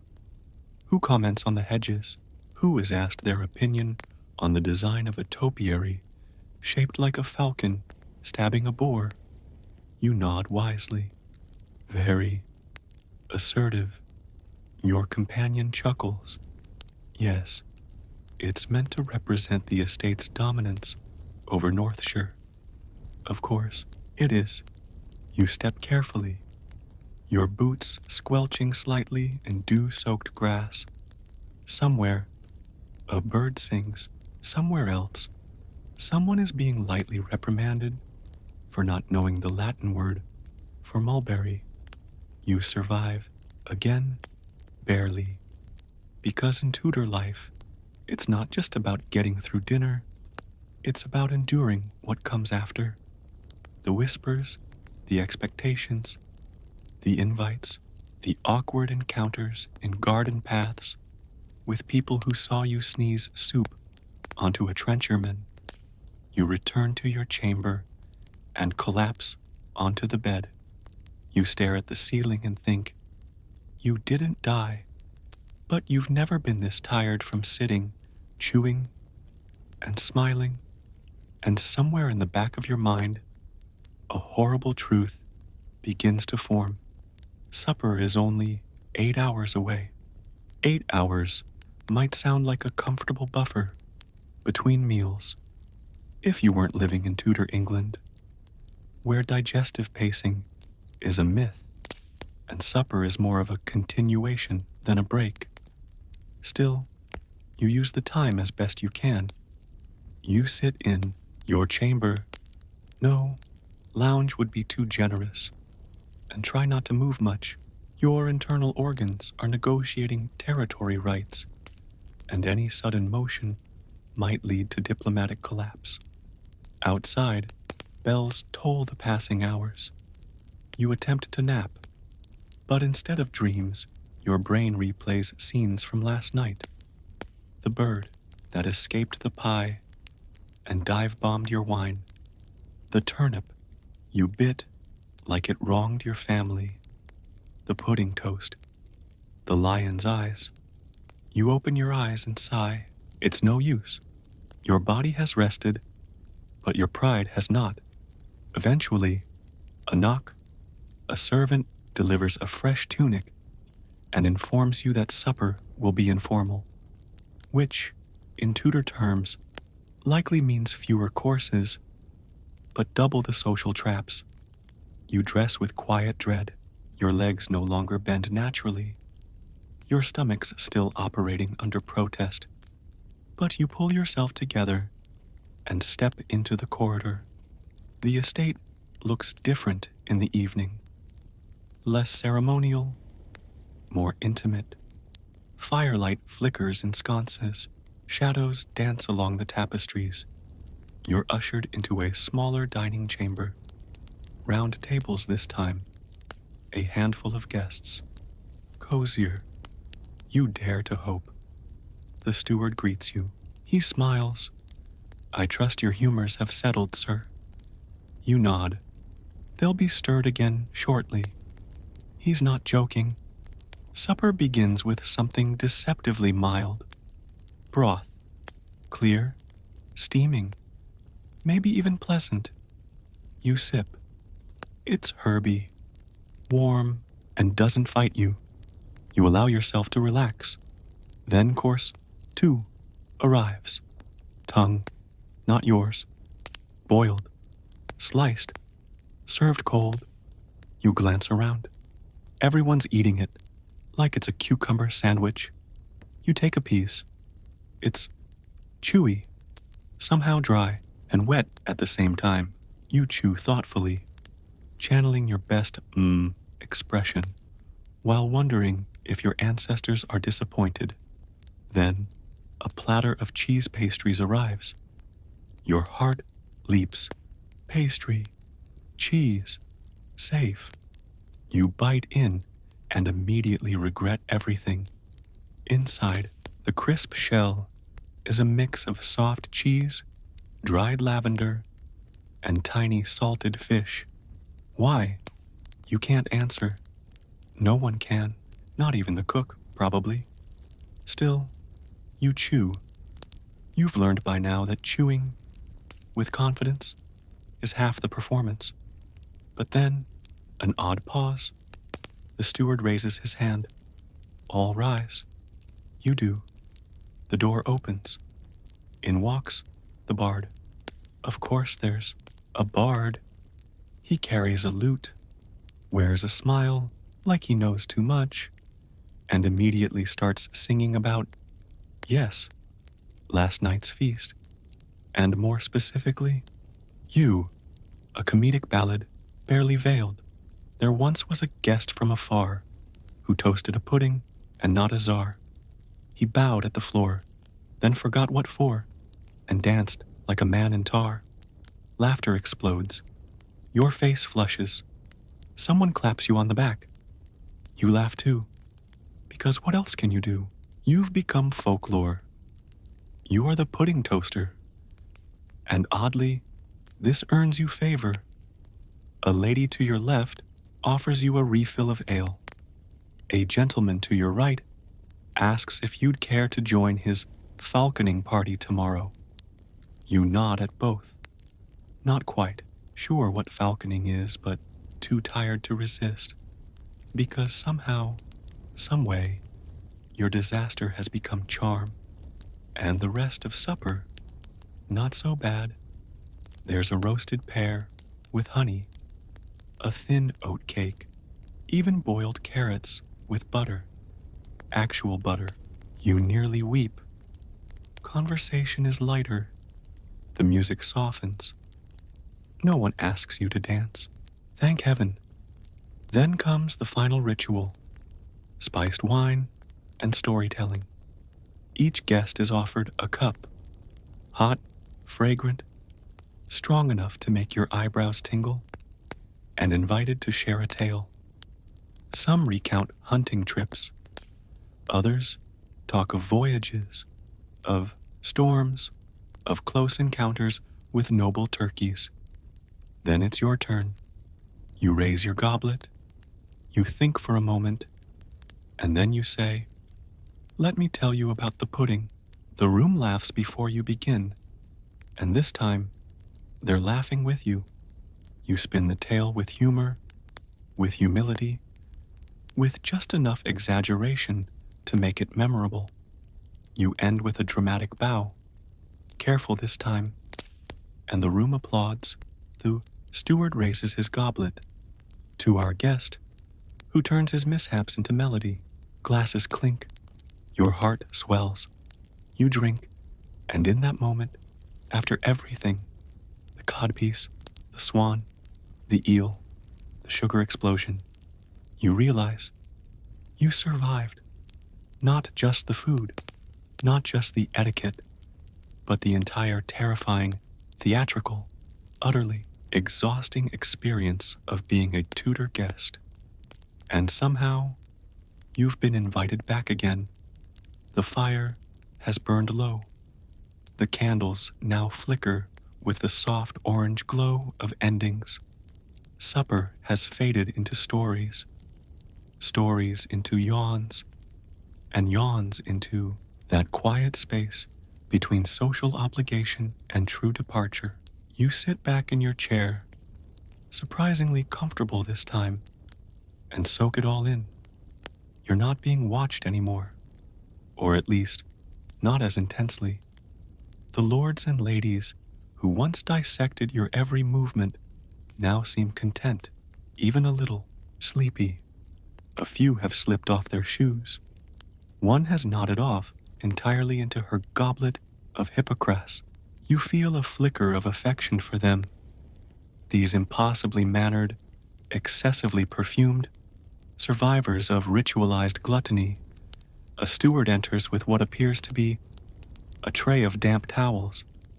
Yes, they are warm. Yes, you're supposed to use them. You accept one gratefully and press it to your face, which is somehow still sticky from something that may or may not have been quince jelly. It's glorious. For the first time all day, you feel clean, human, dignified. But of course, this being Tudor England, even the end of the evening is layered with ceremony. You're instructed to sign the guest book, not with a quill, but verbally, by offering a final word of thanks in rhyme, couplet, or clever phrase. You're exhausted. You've been up for 16 hours. Your blood is 60% fig and spice, but you summon what little grace you have left.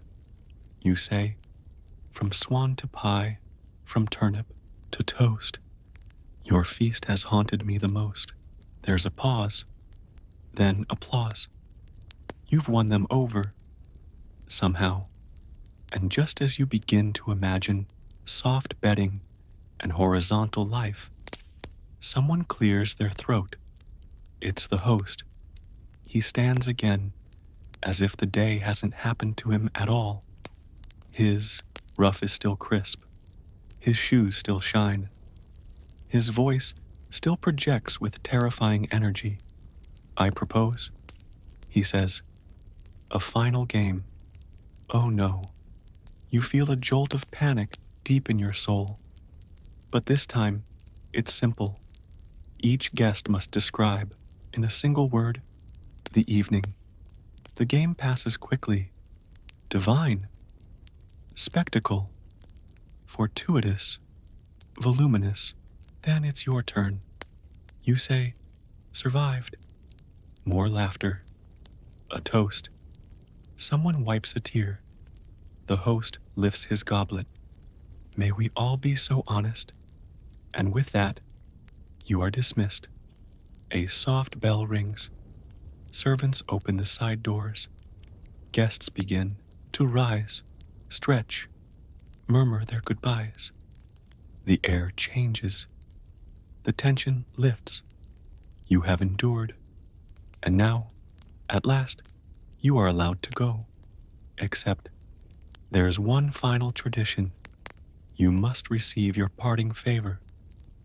Every guest is gifted something to take home, a token, a trinket, a symbol of the evening. Yours? A tiny cloth sachet, tied with gold thread. Inside, cloves, rose petals, and a sugar almond. For scent, for memory, for what the Tudors might call the sweet after. You nod, humbled, touched, even. You step outside. The air is cooler now, damp with dew, crisp with promise. And suddenly, you realize you made it. You stumbled, bumbled, choked, and chewed your way through an event designed more for survival than nourishment, more for performance than pleasure. And while you may have entered this house as an outsider, a foreigner, a pudding fumbler, you are leaving as something closer to one of them, or at the very least, a legend. The kind of guest people will whisper about at future dinners. Remember the one who sneezed on the custard and still got invited back? You reach your chamber, remove your shoes with a whimper, sit on the edge of the bed and breathe. You place the sachet on the table. You smile, and as you lower yourself down, your body finally giving in to rest, you whisper to no one, I could do that again. Maybe not tomorrow, maybe not next week, but someday, when your jaw recovers, when your pride heals, when your digestion catches up, you close your eyes, and in the dark, you hear distant music, a clink of goblets, the flapping of bird wings, the scent of cinnamon and roast drifting on the wind, and you sleep. You sleep like someone who survived a Tudor dinner party. You awake with the vague sensation that you've been enlisted in some sort of historical endurance trial.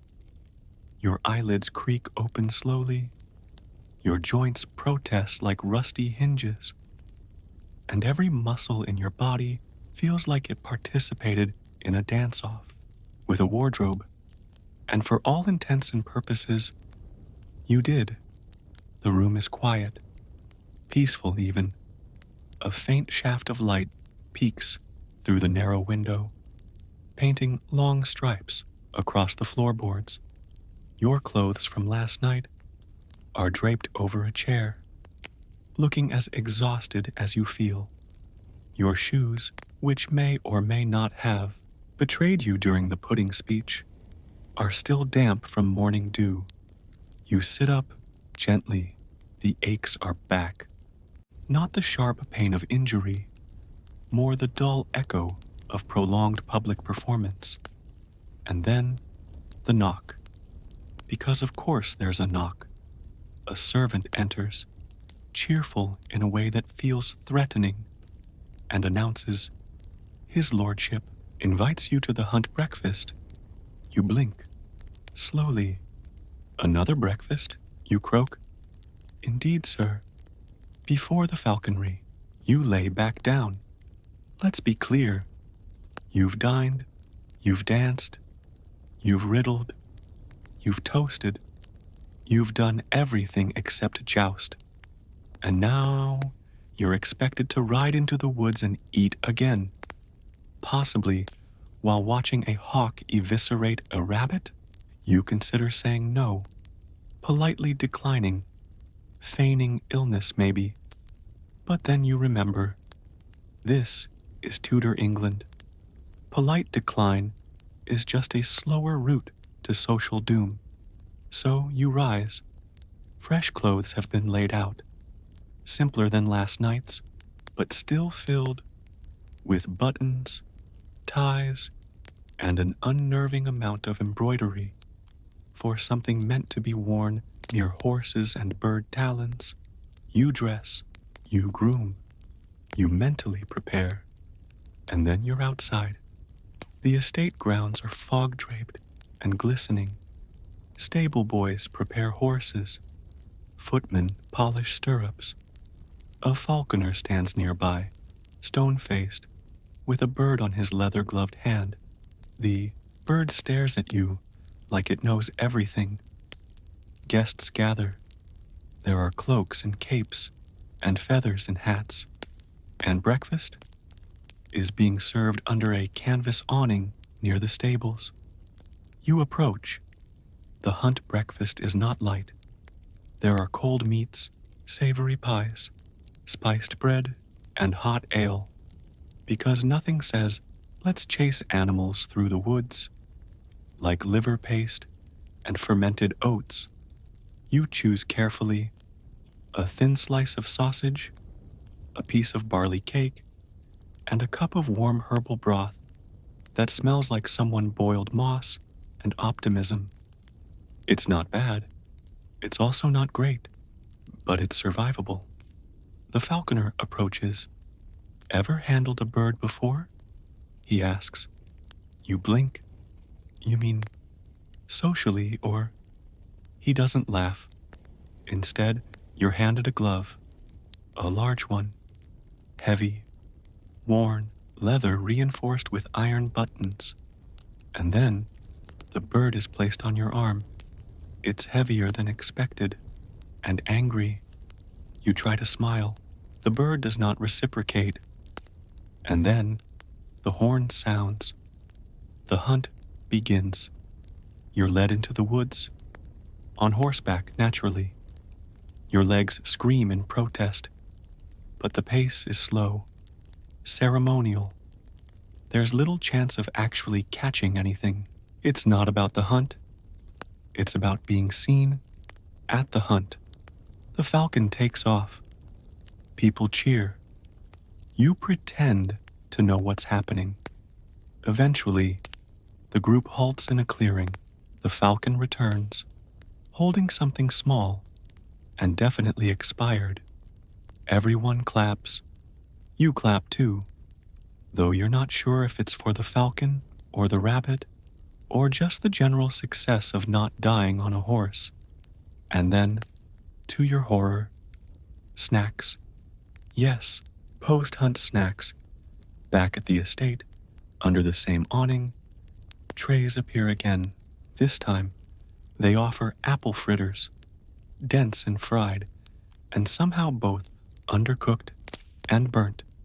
You bite into one. It's lava on the inside, gravel on the outside. Someone to your left says, I hear you're quite the poet. You smile weakly. Lions and hearths. They chuckle. Very symbolic. It's happening again. You're becoming a Tudor meme. A living reference. The walking, that one guest who. A role you didn't audition for, but have fully embodied. But this time, it doesn't sting. Because now people greet you with warmth. With familiarity.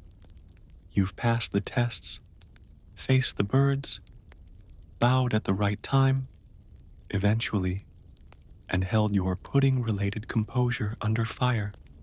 You're no longer an outsider. You're a curiosity-turned companion. And just as you think you might finally retire to your room, another invitation appears. A page hands you a scroll. Another scroll. This one is shorter. The seal is blue wax, stamped with a tulip. You open it. An informal poetry supper is to be held in the East Library this evening. Attendance is optional, but your verse is requested. You groan quietly, then tuck the scroll into your belt. Because, let's be honest, you're going. You'll eat again. You'll rhyme again. You'll probably embarrass yourself again. But that's life now. Because once you've survived a Tudor dinner party, you're part of the story. And the story never ends. You return to your chamber thinking, it's just poetry. It can't be worse than eel and jelly. And maybe it can't. But the thought of having to rhyme in front of nobility while your digestive tract is still processing a pigeon pie you ate 2 meals ago.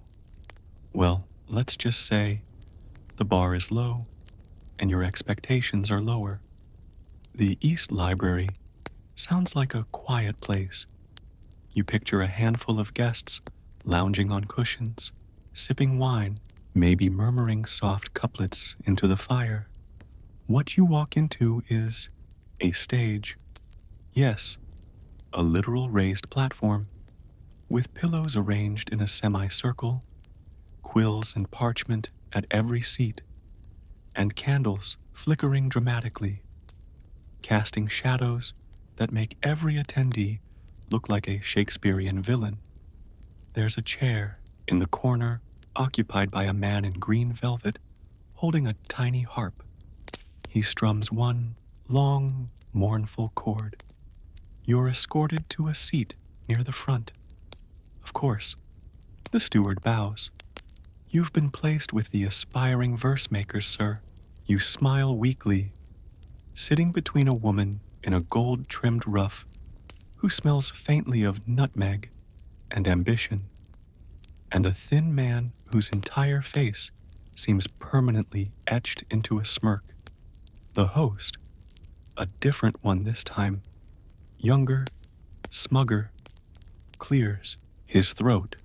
Tonight, he says, we celebrate the art of the word, the twist of the tongue, the wag of the wit. You grip your quill like a weapon. The first poem is recited. It's about a trout, a surprisingly sensual trout. The second, a bitter sonnet, dedicated to a lost hat. You glance down at your own parchment. You've written 2 lines. Pudding bold, so soft, so dense. Thy spicy heart hath made no sense. You pause. Not bad. A little tragic. A little accurate. Your turn arrives far too quickly. You stand. You clear your throat. And you read your poem. Your ode to pudding, laced with metaphor and just enough sarcasm to keep it playful. You expect awkward silence, a cough, maybe a yawn. Instead, applause? Actual, genuine applause. The host grins. Ah, the pudding bard returns. You bow, slightly more stable than last time. Someone hands you a goblet of mulled wine. It tastes like fire and cloves and victory. The evening continues. More readings, more laughter.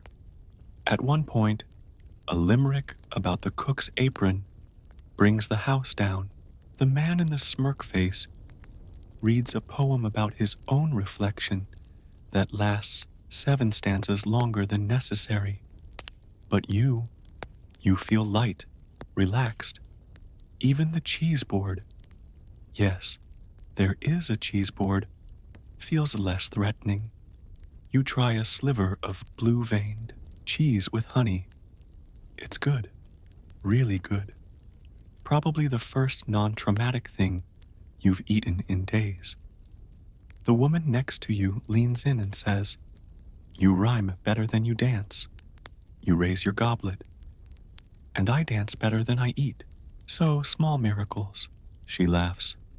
The evening wraps with a group sonnet. 6 people taking turns improvising lines. Somehow it turns into a metaphor about turnips, representing fate. You don't even question it. The host stands again. Let us remember, food feeds the body, but poetry feeds the soul. You resist the urge to mutter. So does bread, actually. Everyone files out slowly, happily, bellies full, but not overstuffed. Spirits high. No one has fainted. No one has choked. No birds have escaped. You linger for a moment at the doorway. The harpist plucks one last chord, a warm, soft note that seems to hang in the air like a bow being tied around the entire day. And for the first time since arriving at this estate, you feel something strange. Peace. Not survival, not alertness, not preparation for the next onslaught, just peace. You step out into the night. It's quiet. The stars are soft and low, like they've crouched to hear the end of your poem. A breeze brushes your cheek. Back in your chamber, you undress slowly, carefully, reverently, as if the garments deserve your thanks just for not killing you. You lay them out neatly, brush off a few breadcrumbs. You see the little sachet of clove and rose petals still waiting on the table. You smile, and then you lie down, not like a man bracing for war, but like someone who belonged. You stare at the ceiling, now familiar, now almost friendly, and you think, if I had to rhyme for my supper every night, I might, because here, in this strange, scented, rule-riddled world of codpieces and marzipan catastrophes, you're not just surviving anymore, you're thriving, morning, again. But this time, it greets you differently. There's no aggressive knock, no servant bursting in with another invitation to ingest a decorative pheasant, no smell of cloves threatening your sinuses before you've opened both eyes. Instead, the air is soft, the light is gentle. You stretch, slowly, carefully, and your body, for the first time since arrival, does not scream in protest. You swing your legs over the side of the bed and breathe. You survived a Tudor dinner party. You survived supper. You survived poetry. And somehow, your soul feels light, respected, digested. A folded note rests on your side table, cream-colored parchment, sealed with a burgundy ribbon. You open it. Your presence at the past day's entertainments has not gone unnoticed. Your humor, endurance, and poetic courage are a credit to your house, wherever that may be. Should you return to court in the spring, know that you will find a place here, signed in grace and gravy, Lady Margaret. You smile. So, that's who LM is. You glance down at your travel bag. It's been repacked, efficiently, perfectly, by someone with the folding skills of a divine clothier. A pouch of candied almonds rests atop your shirts, a wrapped heel of manchego, a gift basket of Tudor survival. You dress slowly, choosing something light, simple hose, a soft doublet, no ruffs, no boning, no danger. You look like someone who's been through something and come out the other side with a story and a looser belt. Outside, the estate is buzzing in the gentle way it does when one guest leaves and 12 others are still recovering. Gardeners trim hedges that don't need trimming. Pages chase each other with scrolls. A dog barks at a horse, and the horse barks back. Probably, your carriage is waiting. You step in, settling into the familiar creak of the wood and scent of damp wool and cloves. Always cloves. But before you leave, one last face appears at the carriage door. The steward, not smiling exactly, but there's a softness there now. He inclines his head. You kept your knife in your hand, your wits in your mouth, and your codpiece mostly aligned. Not bad. You grin. He holds up a finger. Next time, try not to sneeze into the pudding. I make no promises. you reply. He smirks. We wouldn't want you to. The carriage lurches forward, and the estate begins to shrink in the distance, slowly at first, then steadily, until the chimneys fade behind trees and the halls of roast bird memory are tucked back into your mind. You pass by a farmer driving geese, a boy waving a stick like a sword, a woman hanging linens that flap like flags of surrender, and for the first time in days, you're no longer pretending. You're just you, rumpled and real and a little bit proud because you did something extraordinary. You walked into a dinner party that demanded everything: your dignity, your taste buds, your sense of time and logic. And instead of being devoured, you made it part of your legend. You're not just a guest anymore. You're a story. And long after the candles burn out and the trenchers are composted, they'll still whisper about the one who toasts puddings, who laughs at lions, who rhymes on command. So as the carriage rocks gently and your eyes begin to flutter, you lean your head against the wall and let out one final, weary breath. And somewhere in the distance, as dreams begin to pull you under, you hear the faintest echo of a lute string and someone saying, "Remember him, the pudding bard?" You smile in your sleep. You hope they never forget. You drift into sleep as the carriage bumps along the winding road. But it's not the chaotic sleep of someone fleeing trauma. It's the slow, dream-heavy sleep of someone who has earned it. You dream not of birds and pies or pudding collapses, but of laughter, of marzipan lions that purr instead of fall, of poetry whispered by candlelight. When you wake, the world is softer. You're no longer surrounded by courtiers with sharp tongues and sharper forks. No more delicate etiquette landmines. No sneezes to be stifled for fear of exile. Just you, the rhythm of the road, and a loaf of sweetbread you saved from the final table, crumbling slightly in your lap. The coachman slows as you approach the outskirts of what might be called civilization, where tunics are simpler, shoes have no buckles, and no one has ever tried to plate a hedgehog like a dessert. A local inn comes into view. Smoke from its chimney curls into the air, mingling with the scent of fresh bread and actual peace. You disembark stiffly, bones cracking like firewood. The innkeeper greets you with a nod, offers you a seat by the hearth, and pours you a mug of something warm and unspiced. You could cry. Another traveler nearby asks where you've come from. You hesitate, then say, "A feast." He raises an eyebrow. "And you made it out alive?" You nod solemnly. "Barely, and because stories need to breathe, you tell it. Not the whole thing, not yet, but fragments. The pudding, the codpiece, the eel pyramid.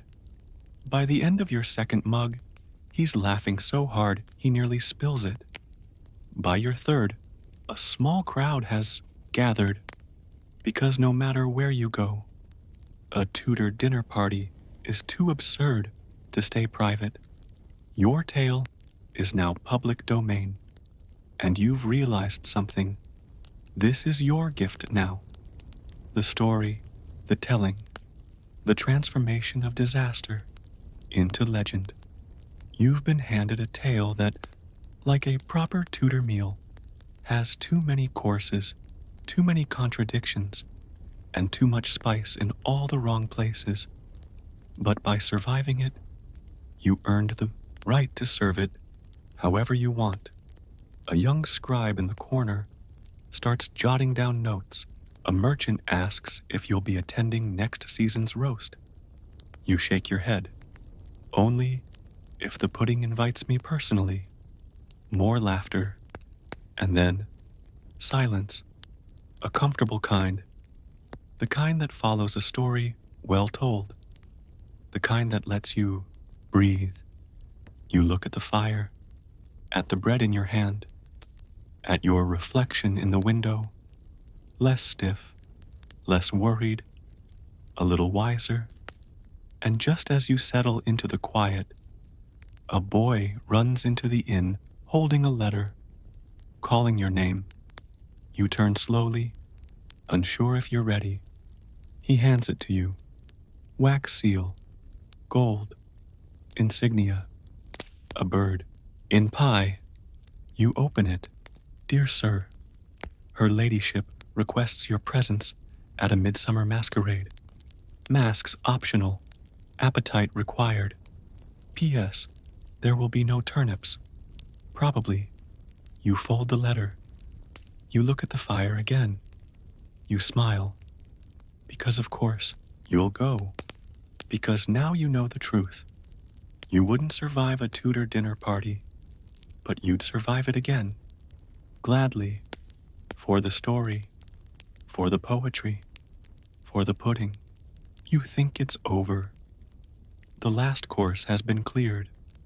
The wine is down to dregs. The lute player is yawning behind his sleeve. The host has risen once, bowed, and left with what looked like finality, but no one else is moving. Because in Tudor, England, you don't just stand up and leave. That would be barbaric. That would be French. Leaving is a ritual, a slow, delicate, performative ritual, and it can be just as treacherous as the meal itself. First comes the signal. A steward clears his throat, not loudly, not obviously, just enough for those in the know. Napkins, or what passes for them, are laid gently across plates. Goblets are touched once more. Conversation dims. Then the guests rise, not all at once, not in chaos, but in hierarchy. You must rise only after the person above you. No sooner, no hesitation. You watch the nobleman to your left stand. Then and only then do you follow. Your joints creak like a ship under strain. Next comes the bow. You don't just bow. You bow with intention. Facing the host's empty seat, you perform the practiced dip. Not too shallow, or you'll seem lazy. Not too deep, or you'll look like you're begging. 3 seconds.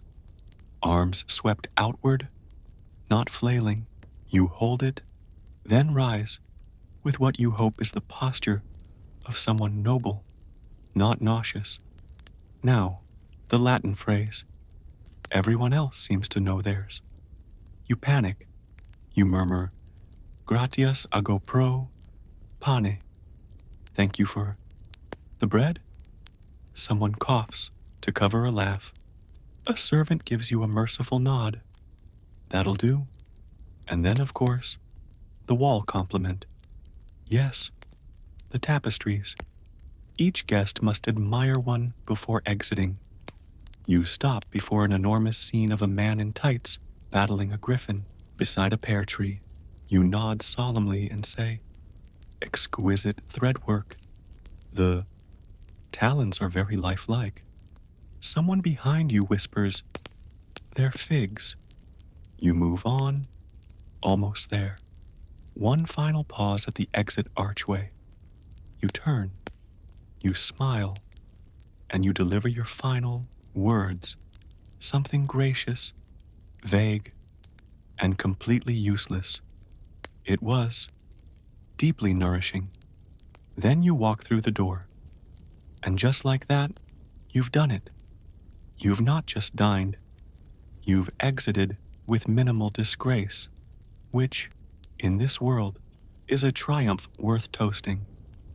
You made it through. You bowed. You Latined.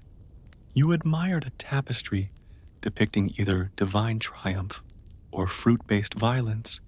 You're still unsure. And now, you're finally outside, breathing real air that doesn't smell like 5 overlapping animal fats and 1 terrified clove. You survived the feast, but Tudor life isn't just about surviving the event. It's about surviving what people say about it afterward. Because tomorrow, you're the gossip. Even now, as you walk toward your guest quarters, under the flicker of torchlight, laughter still echoes faintly from the hall. You tell yourself it's about something else. The pudding, the falcon mishap, the man who spilled hippocras down his jerkin. But deep down, you know better. It's the sugarfish, your personal catastrophe. That cursed pastry, shaped like a carp, filled with cloves and regret, which you bit into like it owed you money, only to discover its head was just for show, and the filling was still molten. The gasp, the brief splash, the wide-eyed moment when the Queen's cousin turned to you and whispered, "Bold." You'd hoped that would be the end of it. But as you pass a pair of footmen whispering behind a curtain, one of them mimics a startled fish face. The other nearly drops a tray from laughing. You've made your mark. Inside the court, already, the stories are mutating. Did you hear he thought it was real? I heard he tried to toast it. Apparently, it flopped out of his hands and into the lap of Lady Cecily. None of these things are entirely accurate, but none of them are entirely false either. And in Tudor society, truth is optional. But a good anecdote? That's sacred. The next morning, the servants will be whispering. The cooks will joke while folding dough. The falconer will name his next bird after you probably. And when the next feast arrives, someone will retell your moment. Right after the bread trenchers are cleared, remember the guest who saluted the pudding? Who stared down a pigeon pie like it was an adversary? The one who bit the sugarfish sideways? And that's when you realize something strange. You don't feel ashamed. You feel immortal. You'll leave this place tomorrow. Maybe return to your time. Maybe just your town. But you'll carry this badge forever. The guest who became legend. Because in a court full of perfect posture, perfect etiquette, and perfect flavorless pottage, you brought something better. A story. And even as your ankles swell, even as your codpiece leaves a bruise you may never identify, even as your breath still carries notes of turnip, you smile, because the court will remember you forever, and maybe, just maybe, that sugarfish was worth it. Now, as the candles flicker to their last breath, and the echoes of laughter fade into soft, velvet silence, your body begins to release all that it's held, the tension in your shoulders, the stubborn knot in your back, the residual tremor from too much wine, too much pudding, too much attention. Let it all go. Feel the weight of your head sink into the pillow. Let your hands relax, your breath slow, your thoughts soften. You're no longer at the table, no longer dodging pie crusts or deciphering etiquette riddles. You are home now, in your own quiet moment. Inhale slowly, exhale even slower. The feast is over. The music has stopped. The performance concluded. You did more than just survive. You made it through with grace, humor, and your dignity mostly intact. And that, in this world, or any world, is more than enough. So allow yourself to rest. Feel the warmth of the blankets, the steady rhythm of your breath, the comforting quiet of knowing there's nothing left to prove. Not tonight. You are safe. You are still. You are drifting. The stars outside your window twinkle like candlelight. The moon watches over you like an old friend. And somewhere, far away, a lute plays its final note, soft, slow, fading into the hush of night. Sleep now. You've earned it. Tomorrow can bring new stories. But tonight, you rest.